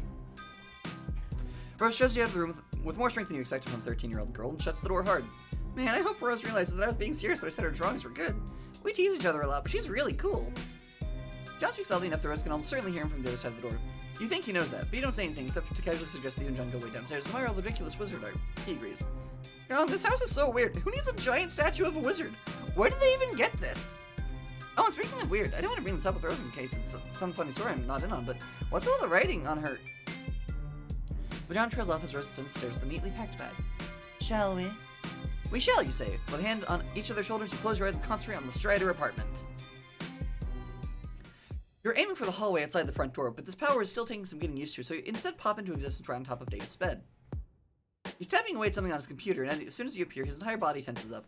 You barely had a moment to react before Dave wheels around in his chair and flings a handful of shuriken at you. One of them grazes Rose's cheek so closely a strand of pale hair flutters to the ground. She turns to look at the weapon embedded in the wall and runs a finger along the edge of the blade, squinting. Oh, Jesus shit. What the fuck, man? Surprise? Okay, rule 1 of time travel or dimension hopping, don't fucking pull this kind of shit. I mean, seriously, under any other circumstances, I'd be shitting my fucking nuts off about the opportunity to chill with my best bro. But, dude, you can't just drop a guy's besties into the middle of his room out of nowhere like this. This is an extremely social faux pas you gotta give a guy time to prepare for. Don't be so melodramatic, Dave. I assure you there's nothing present in this room that can make us think lesser of you. If Rose was scarred by the near-death experience just now, she doesn't show it. She hops off the bed and glances around. If you left any pornography out, it will only serve to confirm the hypothesis I have already made. Dude, are these selfies? Are you doing the duck face in this one? Oh, man. Oh, for fuck's sake, John. You get a VIP all-access backstage pass, and the first thing you do is insult my stuff, like some rowdy tool at a Nickelback concert rummaging through their closets instead of doing the musical world a favor and assassinating them. Well, yeah. You would do the same, dude. Touche. But anyway, aside from getting your grubby hands all over my pristine collection of cool swords, what the hell are you doing here? We're having a slumber party. Are you in? Oh. I don't know. Bro's basically always keeping tabs on me. Guy wants me to be safe, you know. Or rather, wants me to only be in the right kind of danger to teach me lessons about irony being a dope-ass fucking ninja master. It's all some pretty intense supervision is the point of being made here. Was already getting some rank vibes from him after the little John over to Olive Garden. Actually, the vibes have been off ever since John's birthday, if I'm being honest. So I don't know how he'd feel about me gallivanting off on some magic news adventure with a slappy time-traveling mailman. Seems like the kind of thing he'd take issue with. Oh, come on. You can't be that bad. What kind of guy wouldn't let his brother hang out with his friends? Yeah, I guess. Be a pretty shitty kind of guy if he did that. Wouldn't he? Dave stares off in the middle distance for a while. Rose observes him intently. Well, look, Dave, I don't think it would feel right if we all had this big party. And you weren't there. Jade would really miss you. Root, please hurry up. Please. I love this, but I need it to end. As would we. Yeah. Dave glanced around furtively around the room to see if he's expecting Cameron to blink at him from one of the corners. Alright, I'm in. Just let me grab some soups. That's supplies for short. Hey, man, what's Jade's hell dog like? Do I need to bring one of those cool-ass swords? Cool? These swords are like $5 Chinatown swords, aren't they? What? No. Okay, listen. While Dave grabs his stuff and John heckles him affectionately, Rose's attention has been drawn back to the shuriken that Dave threw at her. You stroll over and ask her what's up. She responds with her own question. Have you been introduced to Dave's brother? Not yet. You've heard a lot about him, though. For the sake of diplomacy, you only briefly touch on the opinion you formed. He certainly seems like a fascinating man, the kind of individual whose brain I would love to pick apart just to find out what the twisted mechanisms fire within its chambers. So that's what she's been thinking about, Dave's Rose. Rose chews on her bottom lip. Not exactly, but an adjacent topic. I'm mulling over the ethical quandaries presented by the existence of powers esoteric. What? It's nothing to concern yourself with yet. We have a party to attend, apparently. Right, Dave is unpacking up. You both open palms and suggest that everyone hold hands so you can best channel your powers. Really? We're holding hands. God, this is so lame. But he does it, and when he clasps John and Rose's hands, he shifts around and blushes faintly in a manner that suggests he doesn't really think it's so lame. In fact, he may think it's the opposite of lame. He may think it's rad. And he'd be right. Friendship is the raddest thing of them all. You're full of warm and fuzzy friend feelings as you teleport back to Jade's atrium. Wait, no, that's just the feeling of your body dissolving and reconstructing itself halfway across canon. They are very similar feelings. You head to the base of the staircase where you can call out to Jade. Her guests have arrived, you tell her. Ah. God, I got to alternate between 5 different fucking voices. Fucking hell. Okay. Here we go, 10 minutes. Jade rushes down the stairs and near the trips over. Her expression is tight and anxious when you see her motley crew standing there. She freezes up. Her breath hitches in a half sob. Yeah. You really did bring them. They're here! You're all here! Jade breaks into a wide grin and sprints forward, launching herself like a missile at her friends. Dave throws himself bodily out of the way, and Rose takes an alarmed step back, leaving John to bear the full brunt of her affections. She crashes into him, and the two of them go spinning around and around as Jade laughs breathily. Whoa, come down there, Jade. It's nice to see you too. Tears are beating in her eyes as she squeezes him tight and pecks his cheek with a soft kiss. Oh, John, I'm so happy to see you in person. I'm in waking person and everything. I spent so much time watching you sleep. What? Jade swings back around to look at her two other pals. Come on, you two, get over here. We're having a 4 times hug combo right now. Oh, look at them. Rose and Dave step cautiously forward, and Jade, with John's help, yanks them both into a tight embrace. She smooches them each on the cheek, too. Rose's face lights up with a blush, and Dave nearly goes catatonic. When Jade pulls back, she's clutching John's hand and tugging so hard she might pull the damn thing off. Come on, up in my room. We can play with all my toys and jam out to some music and stay up all night chatting with each other. And oh my god, you're here! You're all here! This is really happening! Jade's next laugh verges on hysterical when she's got a little tear streaks down her cheek. Dave looks a little perturbed. Wow, holy shit. It's cool, Jade. No need to get so like this. Kinda fucks me up seeing you cry. Not that I'm trying to make this all about me. I mean, Dave, you're doing a horrible job of comforting her. Jade, come here. I shall hold you in my arms. Ah! That's so cute! Rose walks over to Jade, extends her thumbs, and swipes them down Jade's teary cheeks in a stiff, mechanical motion. Then she wraps her arms around Jade in an embrace, like a generously called a hug, but more looks like the precursor to an alien medical examination. I know, I'm trying to wrap this up. Thank you. John boggles at the display. None of you whack jobs know how to do this. Oh my god. Come here, Jade. Ah, thank you, John. Come here. Now come on, everyone, let's go. And so the party begins. Tales told, movies watched, and fun had plenty. Thank fuck. So many shenanigans happen. So many! Someday, perhaps you'll recount all of them in detail. But before you know it, the energy in the room has fled alongside the sunlight. The moon and stars cast their pale gaze upon 4 supine friends, bundled up in sleeping bags and caught midway between slumber and wakefulness. Dave is rambling about some inane bullshit that nobody's paying attention to, and Rose is attempting quite terribly to lecture John and Jade on the modern reinterpretation of Lovecraft's works. You think it's about time you bowed out. It's not that you haven't enjoyed chumming it up with these kids, but you feel kind of weird sticking around overnight. You can come back later. Besides, you got places to be and sights to see. There's an entire golden moon out there full of potential friends you know nothing about before today. The universe beckons, and you are powerless to refuse. You give Beck a little nod like, hey, take care of these kids. Beck doesn't nod back because he's the dog, but you like to think he understands. As you quietly slip down the staircase down to the site, you spare one last glance at the group and find the sigh escaping your lips. Everything that's happened here feels almost too good to be true. Can it last? Can this brazen wish of fulfillment go unpunished? You find that hard to imagine. There's something fate touched about these kids. You can feel it in your bones. As surely as the wind whispers through the trees or the stars dance through the space, as surely as the turning clocks will call the sunlight back again, these kids will never be free of that bullshit that hounds them. But right now, right here, they're at peace. They have shared this one perfect moment together, and perhaps in the future, there will come more betwixt the chaos. And maybe that's enough. That's so cute. I love that. I love that so much. Okay. Alright. Also, I have to go 5 minutes ago. Not actually, I'm still technically, everything's fine. But I gotta go. I hope all of you enjoyed this. If you want, I can stream more of this like next Sunday, if that is what you all desire. Or I could do like, a proper Let's Play for this. Just, share in the comments what you would prefer. I hope all of you have a wonderful rest of your day. Please don't forget to be kind to yourself and one another. And I hope all of you have a phenomenal rest of your day. Peace.